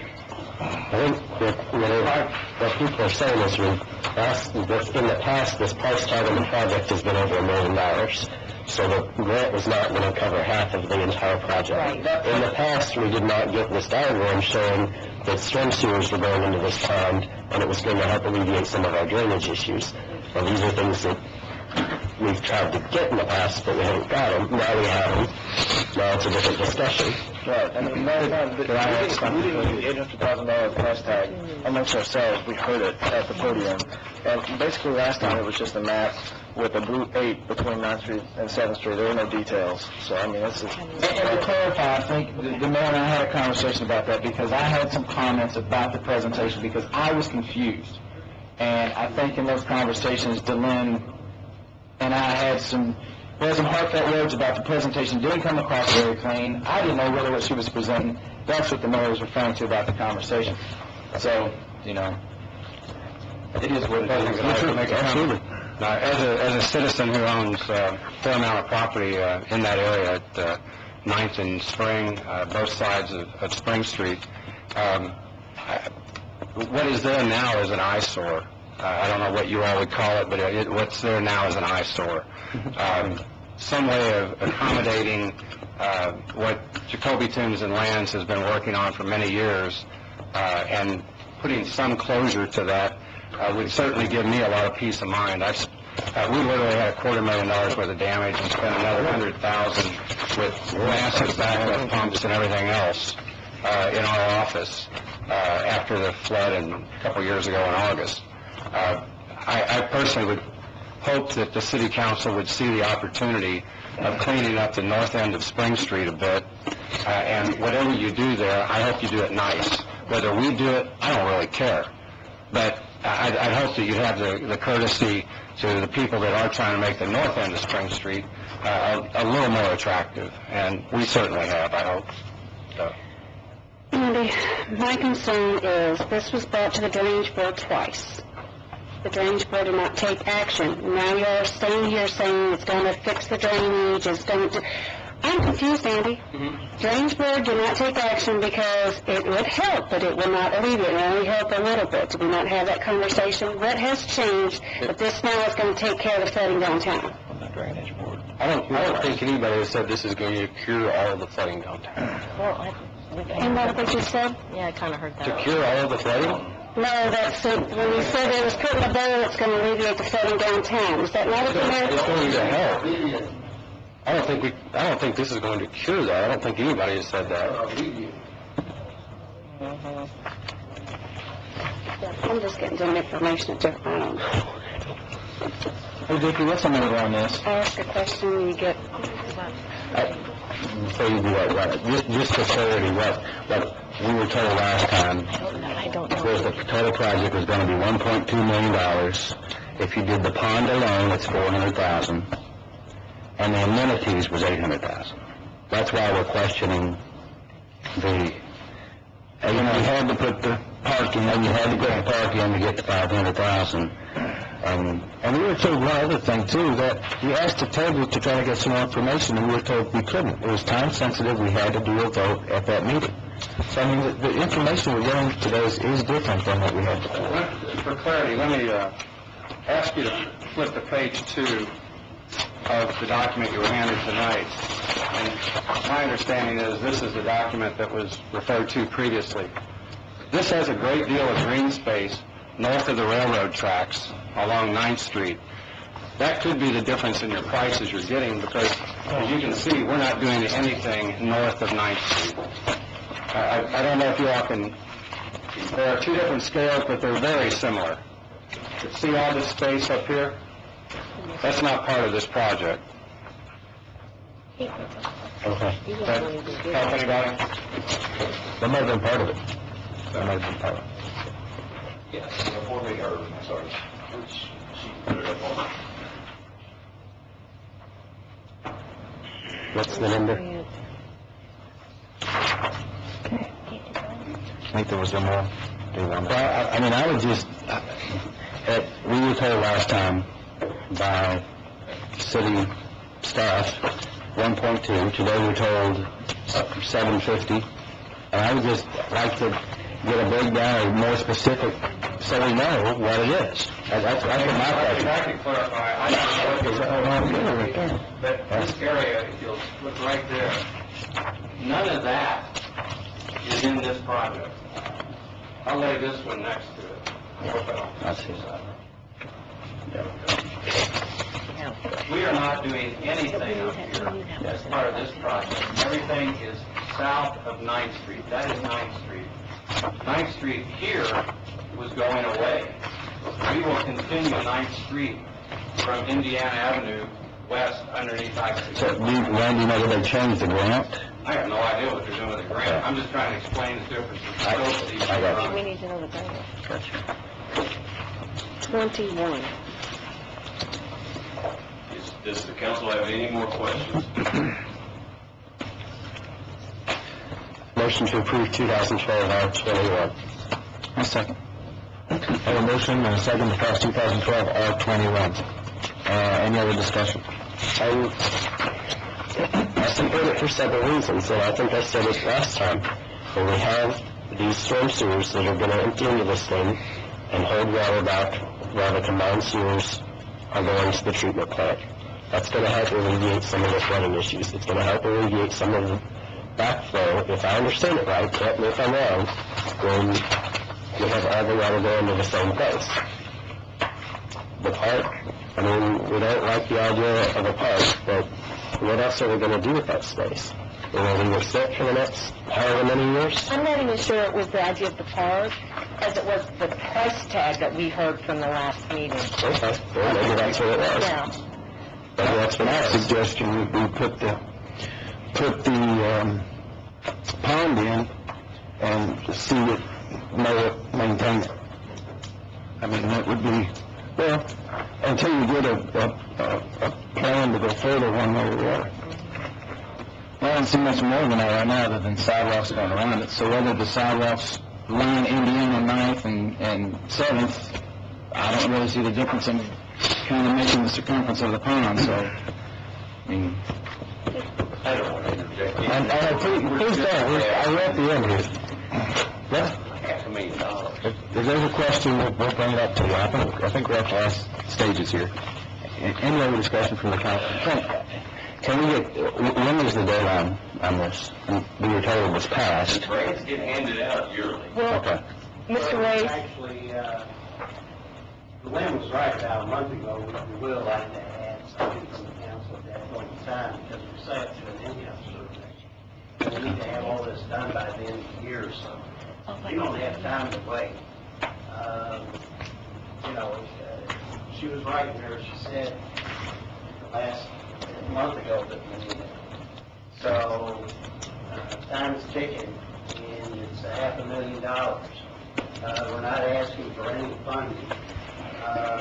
We're asking to improve the property. This was all approved, which you can see with the rendering on your left back in 2010. We did make some variations. And let's go ahead and improve that. that area needs to be improved. If you go down there now, it's a total mess. Right now, there's an opportunity to clean that area up, not only with having some of storage buildings gone, new ramp coming in. Got it. We can go ahead and call the question, please. I'm just going to make one quick comment. I think this would have been a lot quicker process if we would have got all the same information the first time. I think it's a little bit of a change of project as before and a lot less expensive. With that, I'll go ahead and, with the calling of question, we'll go ahead and vote. I don't know, roll call vote. Go ahead and vote on 2012 R21 on a roll call vote. Thank you. Councilperson Payne? Yes. Council Vice President Sellers? Yes. Councilperson Gill? Yes. Councilperson Glover? Yes. Council President DeStavny? Yes. Councilperson Julius? Yes. Councilperson Owen? Yes. Councilperson Samuel? Yes. Passes 8. Thank you. Thank you. Thank you. If you have any questions in regard to the police station, please. There have been a few questions. Dennis, you asked me a few. In a second, if we can update you if you like. Yeah, and I raised the question as well. It's rare for, I guess, for the council to move around and pay as many claims as we have and not kind of get updates along the way. Is there maybe next meeting we can get? I can't be here the next meeting. I can do it tonight. We're ready to do it. We can do it in 5 minutes if you like. Really? Is that okay? If he's got his stuff here. Yeah, we came prepared, if that's okay. Okay. I guess we'll go ahead and do that. Let's make it quick, please.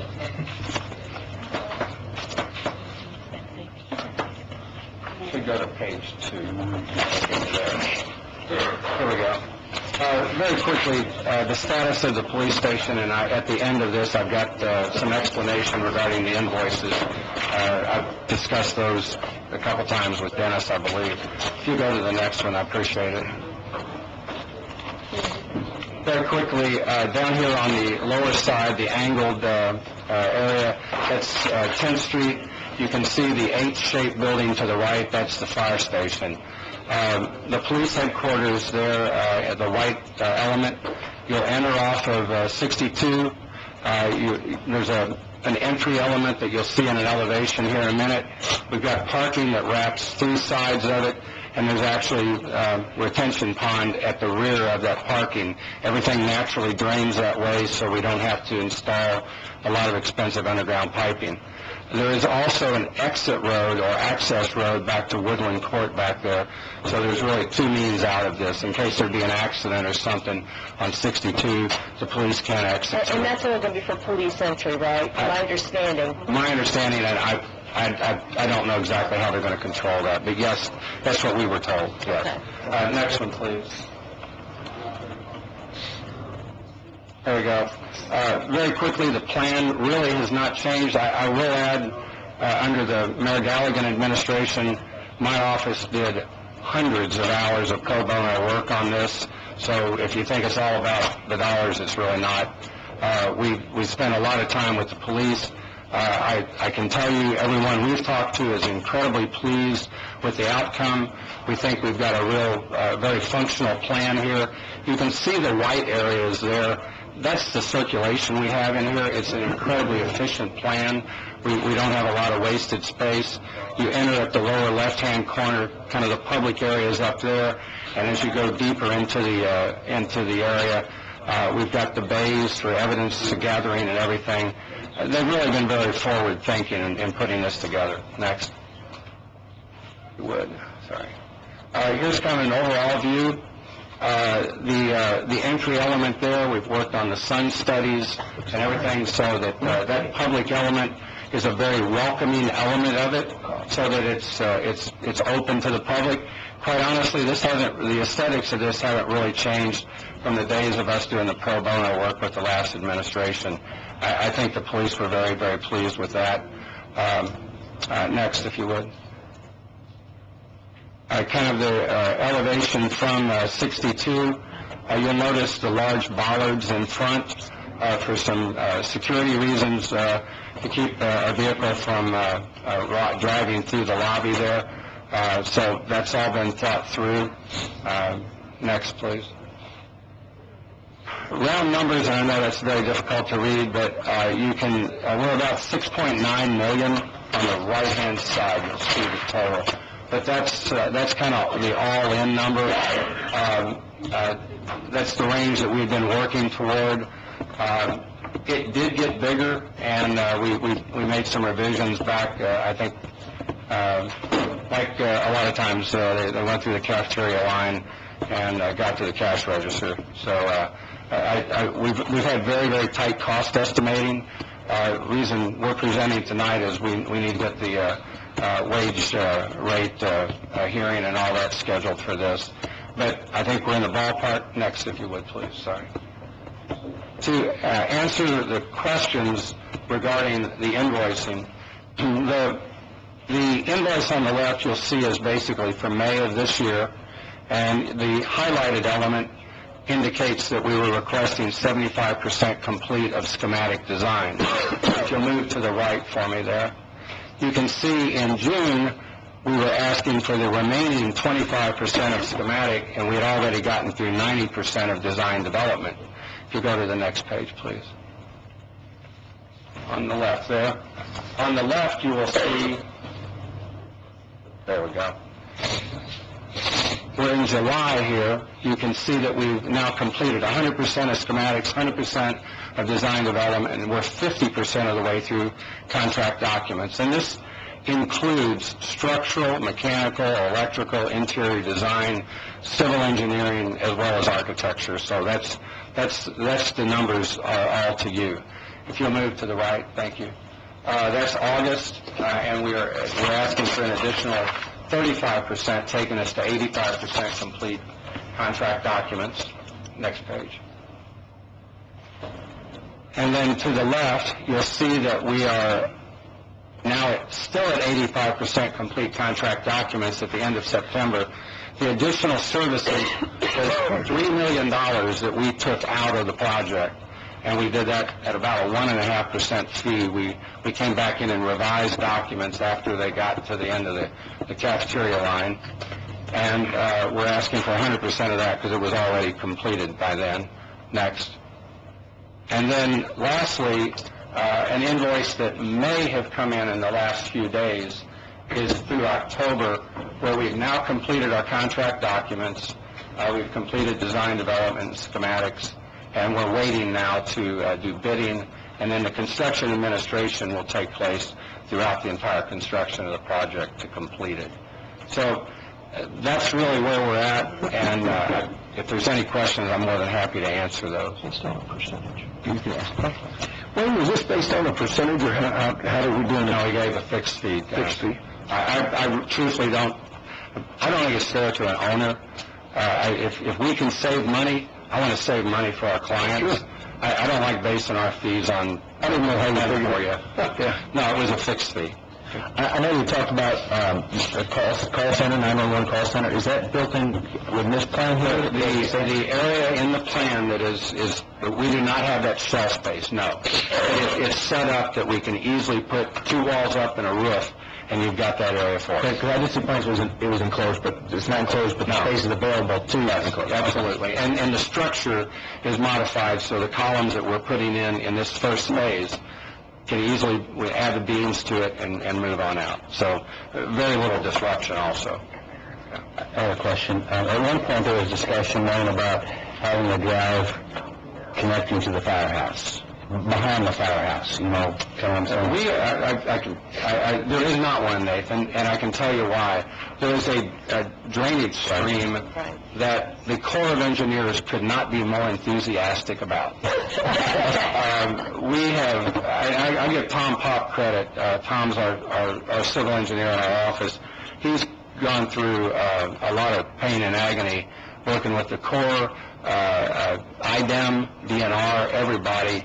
You would think that was a trout stream. But that is Mill Creek. Yeah, it is Mill Creek, and boy, they are really interested in that. Yeah. So we did not cross that, and that's where I'm going. We became very knowledgeable about that as it moved on. So that's the reason there's no connection between the two. Okay. So I'm happy to answer any other questions if there's concerns or Any other questions? We do appreciate doing the project. It was nice that during Mayor Galligan's administration, we were able to help give some vision to this, and then it was wonderful to continue through it. Timelines, what's kind of out there, Wayne? Our anticipation would be to bid this right after the first of the year, and we think it's probably a 12-month construction term. Yeah, that was the other piece. There's some funding issues that are being dealt with on your all's end. We really appreciate, and you don't have to come to the meetings, but maybe do it by email or something, because this is something we get a lot of questions about the constituents from where we're at, and I would be happy to. so just know how you're all on the process. Little updates here and there would be greatly appreciated. I'd be happy to. We'll be happy to. We'll take that around and figure out how you all best want to do that. And anytime, I mean, we have a lot of city officials elected and appointed that come by our office to look at things. So we're at 903 Springs, so please drop in and either see me or ask who's working on the project. We'll sit down with you personally and go through it, whatever you wish. So I thank you, and we do enjoy working on it, and look forward to doing so. Thanks for that. Thank you all. Happy Thanksgiving. Thank you. Next up, Simon. Roll call for a while. Make it quick. I'll try to do as I can. Now, 59. Thank you. The first item in your packet is an ordinance that I'm proposing to apply for a Sam's credit card. It came to my attention that we did not have this in place. Basically, we would only require one account. It would be managed by my office, issued, controlled by basically the procedural written. Motion to approve 2012-59. Second. This on the first reading. For what? First and second. First and second, all This right. is for one credit card? One credit card. They'll just come up and check it out from us. All right. And motion and second to pass 2012 OR 59 on the first and second reading. Any other discussion? Seeing none, all those in favor signify by saying aye. Aye. Opposed? I didn't mean to interrupt you, Monica, what I got you. I will be glad to move this even faster. In your packet are two companion, an ordinance which will be 60, is that correct, Ms. Conlon? Yeah, but don't move it too quick, because I got a lot of paper. All right. I will just explain here. The state passed an amendment to allow for different types of investments for municipal funds, and we are amending the ordinance to allow us to invest public funds. Companion to that is a policy. I've consulted with UMBA in terms of these documents. I am considering having them advise us in doing the investment of our idle funds. And what basically you could do is invest in the CDs, and there's a Hoosier fund. They call it Cedars as well. Those are the types of funds. These documents, both this and the resolution, are the companion pieces that will allow us to do that with whether we use UMBA or not. UMBA would have to be contracted separately. UMBA is currently serving as an advisory. It provides investment services for the BABS money that's related to the sewer board bond that was issued in 2010, and they have done an admirable job in making sure that we had sufficient funds available when we needed it, and also invested those idle funds. Monica, in this it states that the Common Council has given the City of Jeffersonville authorization to make investments on our behalf for more than 2 years, but not more than 5 years. Where do those funds have to come from, or is there a designation where they have to come from? It doesn't. It would be what is idle. Generally, it's going to be our rainy day. To any money that we have, even the TIF funds that are under the control of redevelopment are still managed by my office and are in our general fund, so to speak. And what I'm trying to do is make sure that we earn the most money for our dollars. The biggest issue that will be charged for me is to make sure that I properly allocate the earnings on those investments to the funds from which they came from. But I guess just to clarify, once we give you the authorization to do this, there's no secondary authorization to come before the council to say, I'm going to move this money here for this reason. No, you're going to be trusting in my good judgment. You didn't have to put it like that. You're going to hold my feet to the fire, right? But in truth, I've got 60. We have a lot of money invested now in basically money market funds, because you aren't earning that much more money. We do have some CDs, and if I engage UMBAH, I have already directed them that when we do use CDs, that we want to keep it local with the banks that are local, and the only funds that would be going out would be like the Hoosier Fund. It's a timing issue. We have to have certain monies available all the time, and it's a very exact science. I want to say it's an exact science. It's precise in terms of monies become mature and they continue to cycle in and out as far as what's available and in terms of what you need to have on hand. Monica, do we, if I'm looking at letter D on the front page about basically contracting with somebody else, that I think of commissions and I think of things such as that. Are you not capable of doing it with the Hoosier Fund or whatever fund it yourself? Do we have to get UMBAH to do that? We don't have to get them.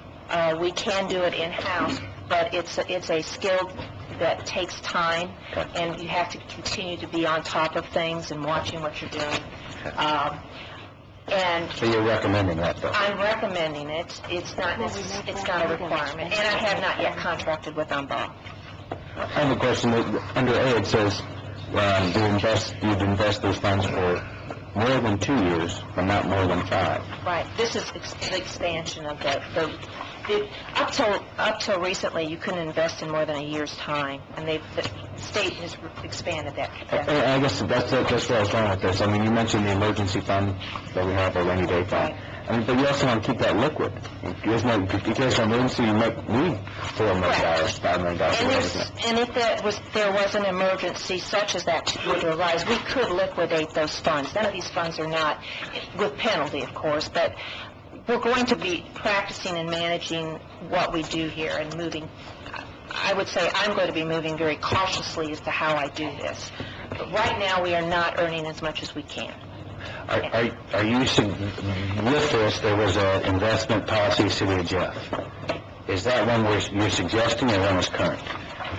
I'm suggesting. Because it does reference clerk treasurer. Right. Okay. Yeah, it's an old, and we can update this. Okay. What I can also do is I can bring who I spoke with UMBAH here for the next meeting, if you would like to meet with them to discuss this a little bit further. I think, Tom, you have something you want to add? I think that you can answer the question about liquidity. If you look at paragraph C of the ordinance, it limits the amount of funds invested at any particular time for more than 2 years to 25% of your total investments. Not the total funds, but 25% of your invested dollars. If you have $1 million invested, only $250,000 could be for 2 or more years at any one time. Mm. And so I hope then you have the other 75% that's shorter term. And again, we've got things cycling. Some things are vested at 6 months, some are 1 year, some are, and so you're continuing to have a maturity cycle that always keeps you liquid. I wrote this, I'm the county council attorney, and our treasurer borrowed this article so just let you know, I wrote almost identical like ordinance. So you're fine with the language? Yeah, I mean, this is all pursuant to the statute. Does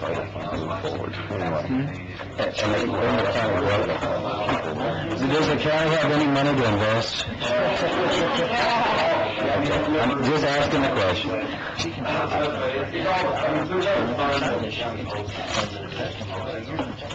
I make a motion to approve 2012 60 on first and second.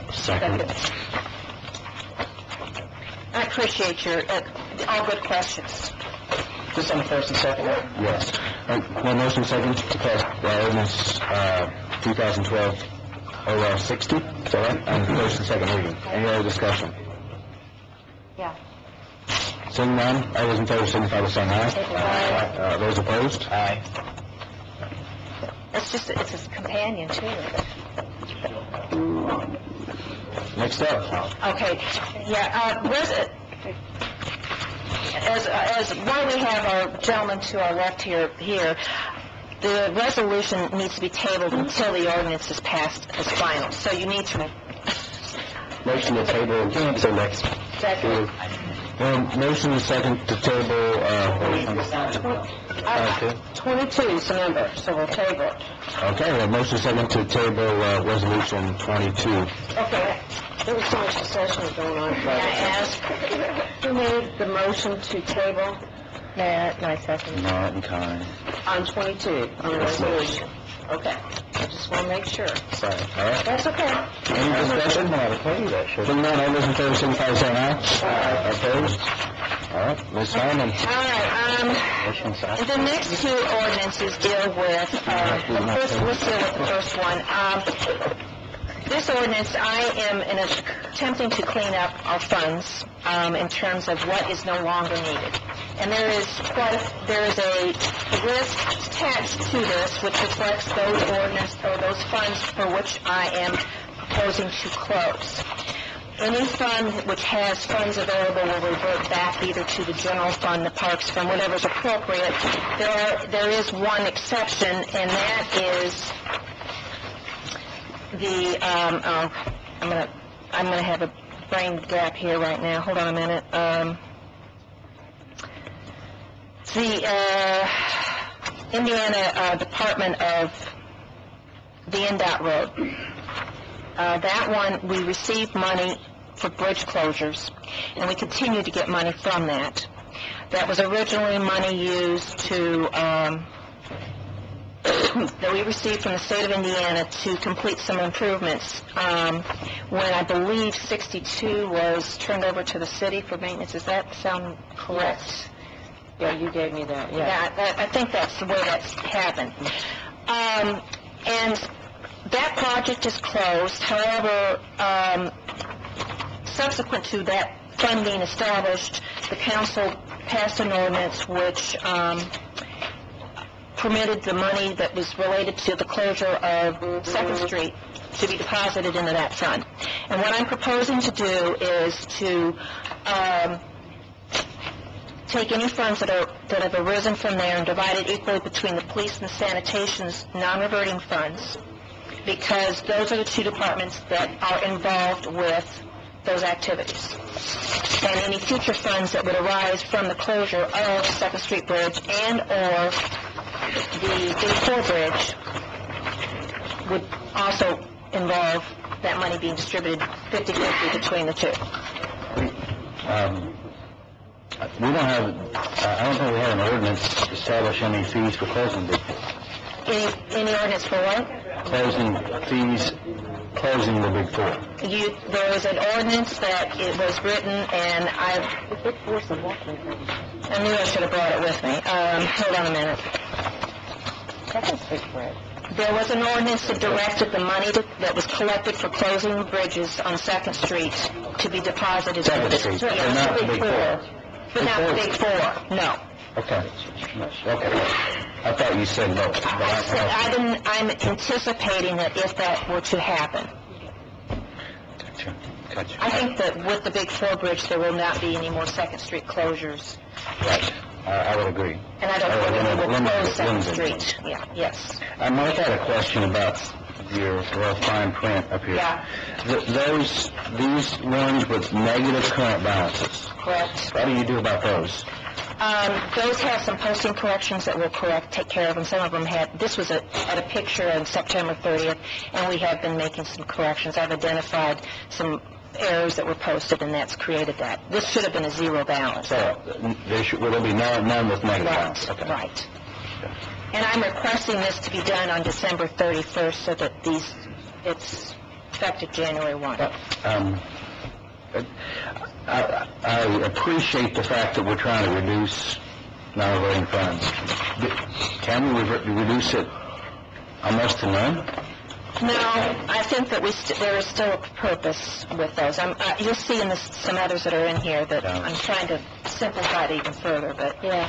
With the police, did you talk to them about this? Yes, I did. Okay. Because I didn't know what they're non-referring funds. I know sometimes it says they have to be specifically for items. Right.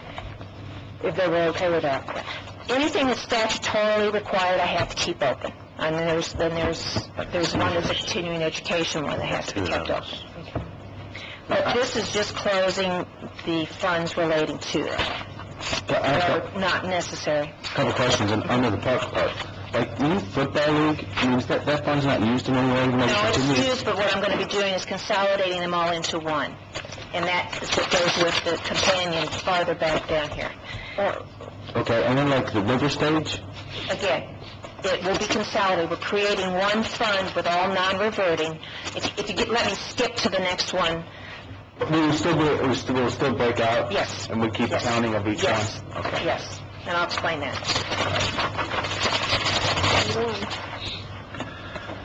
61. If you would like me to enlarge this and expand on this and update these values through October 31st, I can. Make it easier to read for the next... Yeah, my eyes aren't so good. Second motion to approve 2012 AR 61, first and second. Second. And motion second to pass 2012 AR 61, first and second. Any other discussion? Seeing none, all those in favor signify by saying aye. Aye. Opposed? All right, Simon. Okay, this one is involving the consolidation of the police non-reverting funds that relate to their activities that are that they have been locally controlled. They aren't established by statute. Basically what would happen is we would, in this one and in the parks one, we would establish any segmented control that they would want on track, either by SWAT or by any other tracking item. We would set up separate departments that were once maintained by a fund. All of these are non-reverting funds. The collection of monies would help to support each of these functions in terms of the fund balance so that we don't get upside down on a fund unexpectedly. And that occasionally happens with these non-reverting funds. And all of this would be managed within the police department as far as we'd have separate line items and departments to control these expenditures.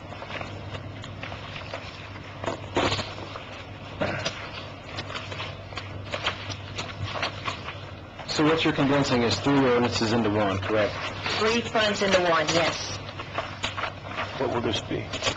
62. 62. And we're getting up there. Mark, I do have a question.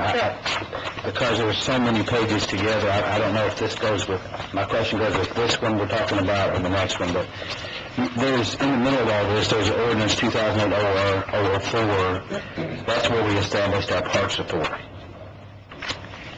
And I think that's in the next one. Okay.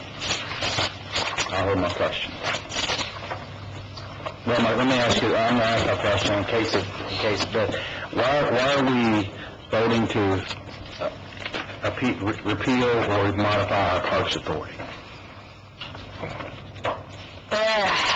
Because that established that fund. So maybe legally I need to get some advice in terms of, I'm not taking action on the Parks Authority to accomplish what I'm trying to do here. I don't know if we repeal that, I'm assuming the Parks Authority is gone. That's why when I read that, I'm like, I don't know if we want to do that. That's why I'm asking the question. My request strictly focuses on the funds. It starts with a black mark on the bottom if you see it. It's the next issue. It'll be in the next. Can we do the next issue? Okay. Let's deal with this one. Okay. I just didn't know. Can I find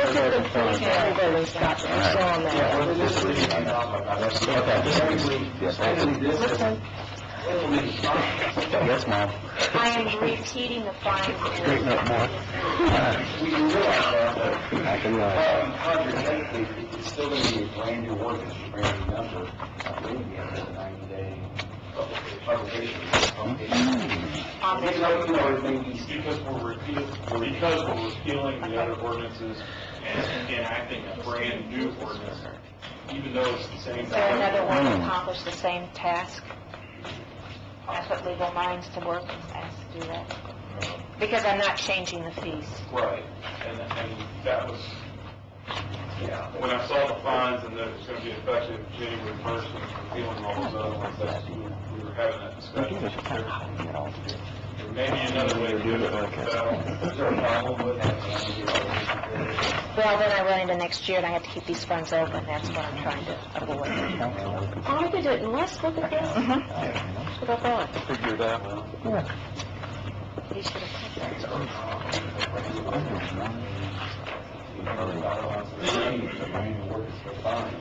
You're saying to keep it separate. So that's your recommendation? I mean, other than, doing a 90-day, if there's another option. I'm wondering if we incorporate, instead of repealing the other ordinances, incorporate reference in here, only modifying numbers. I mean, I'm thinking on the fly. Should you table it to next meeting? Yeah, I don't feel comfortable with it. We're getting, Life will go, the only impact will be that we'll keep those ordinances, or those funds open. This is not a make or break. I would like to see it done. I would rather find out, I want to do it. If it's just 90 days, I don't know why.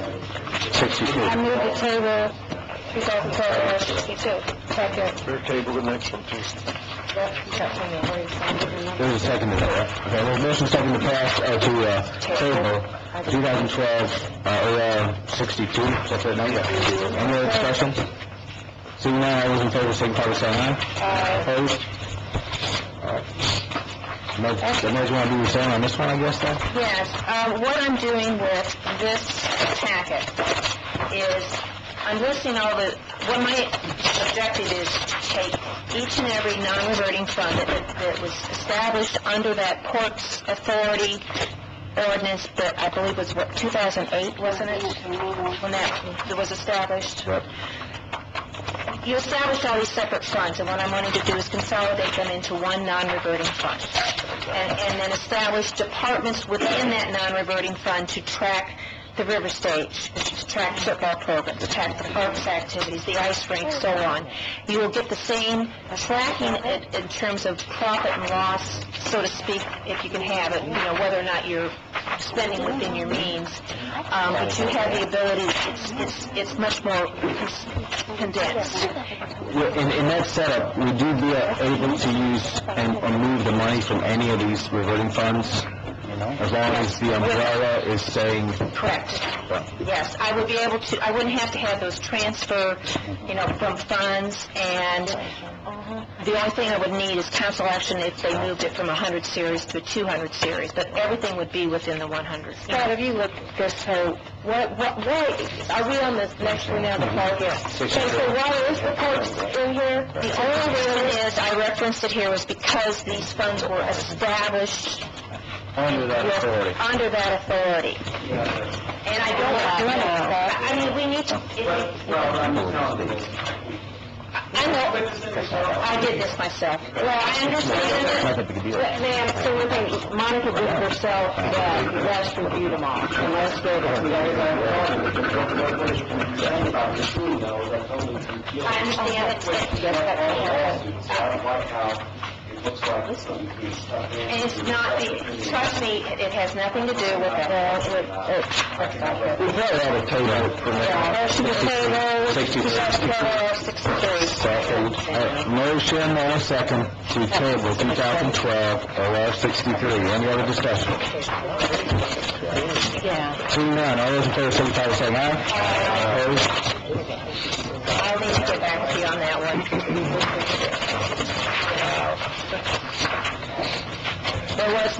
There was no agenda there. Okay. last one, folks.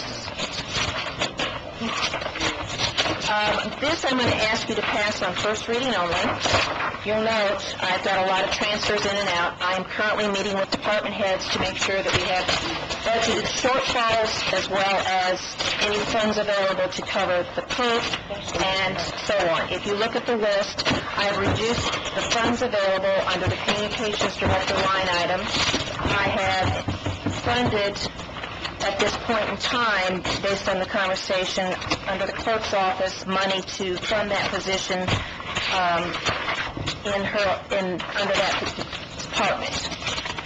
Based on some conversation earlier, it's clear that you want to move some of that money over to the council, and we can further do that. I anticipate, as I meet with the department heads, there's going to be some other needs to.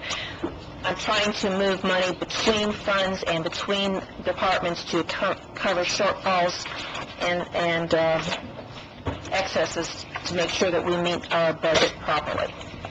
Are all 4 clerk items related to that position? No, the clerk had, there was never, in the 2012 budget, there was nothing budgeted to pay for the council meeting minutes taken, when we set the budget up.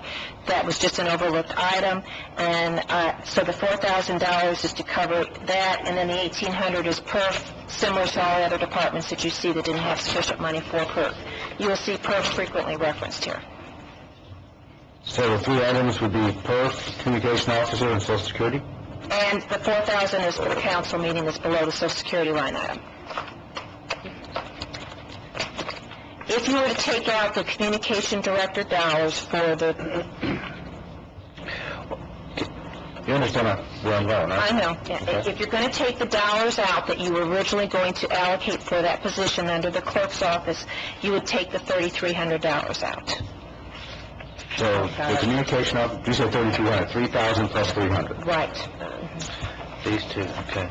And then, question, Monica, if we remove the 3,000 and the 300 under the clerk, my understanding is if we reduce the communications from under the mayor by 11.4, right, then we need to make a line item for the council for 11.4. Okay.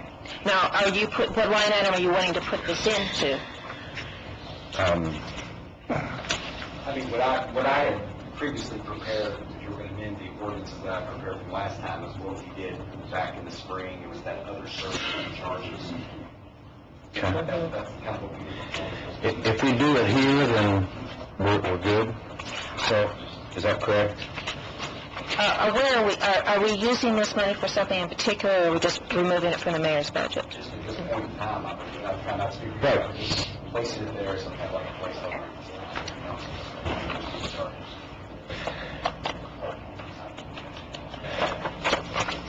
So 11,100. Then, this is 64? 64. 64. 64. What was, the amount doesn't seem to make sense to me. The salary for that position is like $40,000, like 30-something thousand. So that was over $3,000 a month. Right.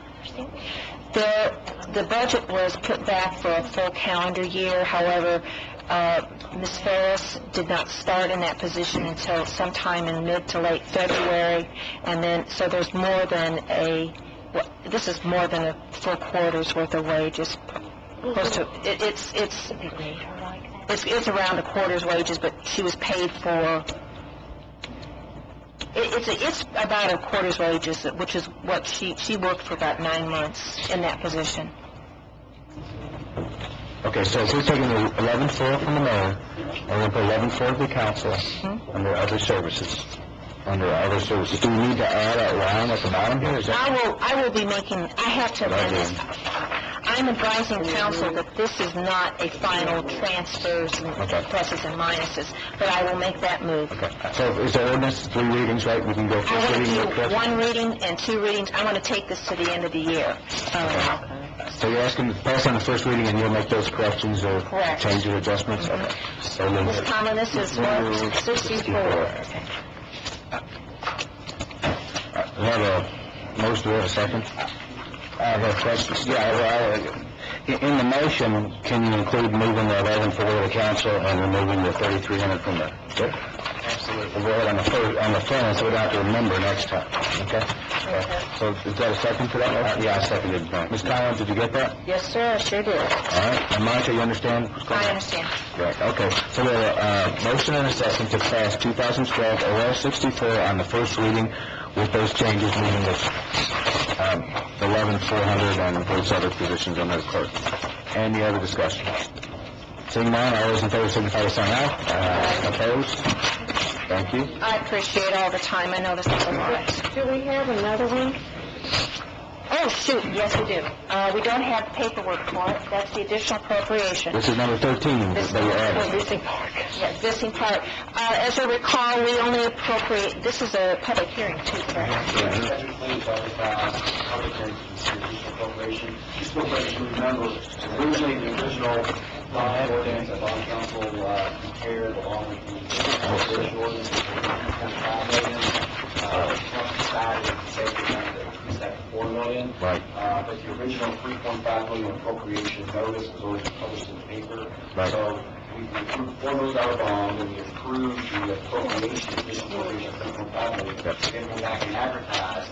You said we advertised for $500,000. You used to do it for the last meeting, so it was advertised for tonight. So the action is you open up the public hearing, $500,000 additional appropriation. All right, this is a public hearing for additional appropriation of $500,000 for the Visiting Park. Anyone like to speak? Thank you. Seeing none, public hearing, our meeting is closed. Go ahead. Okay, we will get a document for your signature. This is a request to appropriate the $500,000 to fund for the entire balance of the band. We increase it to $4 million. $4 million, yes. Motion to approve on first and second, what would be 2012 OR 2065? Yes. Second. A motion second to pass 2012 OR 65, which is the additional appropriation to make the Visiting Park money available, $4 million, plus the possibility of the soccer and football complex was built in as well. Any other discussion? I got one quick question. When will I have at least something? I'll get that up tomorrow. I'll just copy it. I mean, just at least on the record, let me give you, this was the notice that was published on November 18th. You haven't done that the publication yet, the publication, but that's what was published. Okay. So for the record. I will get it to you, Vicki, tomorrow. It won't take long. Any other discussion? Seeing none, all those in favor signify by saying aye. Those opposed? All right. I'm done. Thank you very much. I think we're about there too. All right, reports and comments, Mr. Payne. I just want to let our very noticeably diminished crowd that let them know that we would be proposing redistricting plans at the next meeting. I don't know if we have to post that, advertise for it. Just place it on the agenda like you would any other. Okay. Yeah, we have to get that obviously approved by December 31st. Right. State law. That's all. You catch that, Ms. Conlon, we need to add. I'm working on it, sir, right now. Huh? You need some more paper? Districting. Ms. Sellers. No. December 3rd. Ms. Gill. Well, I just want to thank the ones that stuck with us to the whole meeting. Appreciate y'all. Thank you, Wayne. Thank you. Thank you, sir. Mr. Glover. Mr. George. I have a couple things. Our group is still negotiating with fire and police, kind of tireless meetings. We've had a lot of them, but we're getting through it. We've got a group that are working on maybe some possibilities of some insurance modification, health insurance modifications. The other thing that I wanted to bring the council up on, I had a meeting with the Evening News about a month ago, Shay Van Hoy, and he's going to allow us to have a council's corner. Probably every other month. We can do 700-800 words, ready to go into the paper. We can do it however you want. My thought was we could go in alphabetical order, we can draw straws, we can do whatever. Or we can break it down into two segments of 350 to 400 words, and two council people every other month could get something up. But I think it's worth, especially what we were talking about earlier, it's worth the time for us to go in rotation to get our thoughts and our feelings out there at least. It'll go in the opinion page on a Wednesday. And 800 words, that's a big chunk of change. So they're going to do it for us for free. And I think it's very well worth doing. How much did you say, Dennis? Every other month. Has anybody got a suggestion, or somebody want to go first? We could do one pretty quick. Lincoln, you're always real vocal. I remind you of a term paper, and I just gives me... me 3 years. When's the first one going to bed? There's no due time, but he said he wanted to wait until after the election. That's why I waited till now. And we could put one in probably first week of December. First or second week of December? Yeah. Well, I have one written out already, but it's about 3 times the less. Give me a down, buddy. You're up first. There you go. Request more space. Yeah, I will request more space before I cut it down. Mr. Allen, I'll cut my comments in half since our audience has been cut by more than half. I would not disagree. In case anybody didn't know, the Reuben Wells house got moved this past week. They're now down on Market Street, so that's exciting. Went down and watched the house move slowly yet surely. The ice rink will open this weekend down at Spring and Market. That opens the 23rd and will run through, I think, January 27th. And then also, I'll forget everything else, but I think this needs to be noted. The city has 3 firefighters that have gone to New York City to work in the disaster relief on Long Island. They're working in high management positions with the relief effort there, and I think that it should give us a little peace of mind to know that not only do our fire department they're training for this type of thing, but they're actually out there getting that experience, and they're able to do what they can to help out in a relief effort in case we ever needed something like that here, God forbid. But that should be noted, their service. That's all. Go ahead. Mr. Summer. Okay. I just think it's important to note that tonight we talked about investing of public funds. As many communities, they're talking bankruptcy. And I just would encourage us to remain diligent, watching our dollars and the oversight of those that we're entrusted with. I think it's a great conversation to be able to talk about investing.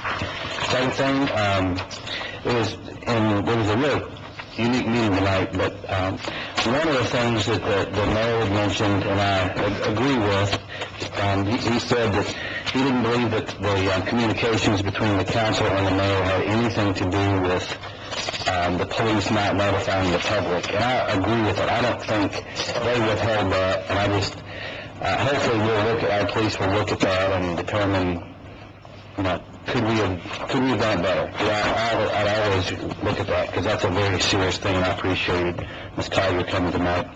And the last comment that I'd make is, during the meeting somebody texted me, and they said they were trying to look at the meeting on the council cam, and there's only 8 people can be on there at once, and they couldn't get on. And so I don't know if we can check into that. That's a capacity thing with the infrastructure in the building, and it would be highly expensive to run the extra capacity. I mean, that's how most people want to. That's how most at tease. If they can't. But the guy was here, and we bought software from him. They live stream stuff when we were here. I don't know if we can. Yes. No. It's a different guy? We didn't choose that package. Okay. We only did, if we'd have done the whole package at $15,000, we could have done that. So and that's something down the line we may want to look at doing. That doesn't seem that expensive for meetings for years. I'm going $15,000. But now we do it internally with the limitations we have. Is that our IT guy that could see if they've updated anything? They haven't. We checked on, but I think we only have it licensed for 8. Right. That's what was accepted. The one thing I would something. After we get this, I would like to come back maybe a little later, maybe in the spring, to look at you all about maybe increasing that. Let's see how we do it first. But I agree with you, I think... You know, there's at least 9 people that were trying to watch. You know, Thank you. He's on a negative note, but I can't help but bring up the fact that I, you know, as I personally, I think as a council, are disappointed by the actions of the mayor in suing the city council. We didn't receive any notice, didn't know what was happening. There's been constant frustrations on both parts, and I think the right thing to do is try to work through those frustrations and not bring the courts involved and get legal fees involved, you know, and even make their relationships that much more difficult. You saw tonight some of the communication issues we will have from time to time. We have a public meeting. Things are brought up regarding that pond and park. And what was said today was different than what was said 2 meetings ago. And I think it would have passed 2 meetings ago, and everybody would have felt good and happy, and there wouldn't have been any frustration or need to elevate anything if we just get all the information out there and that communication is consistent. But I just wanted to share that. I'd like to say a lot more, but there's a lawsuit, so I can't. And I guess with that, meeting's adjourned.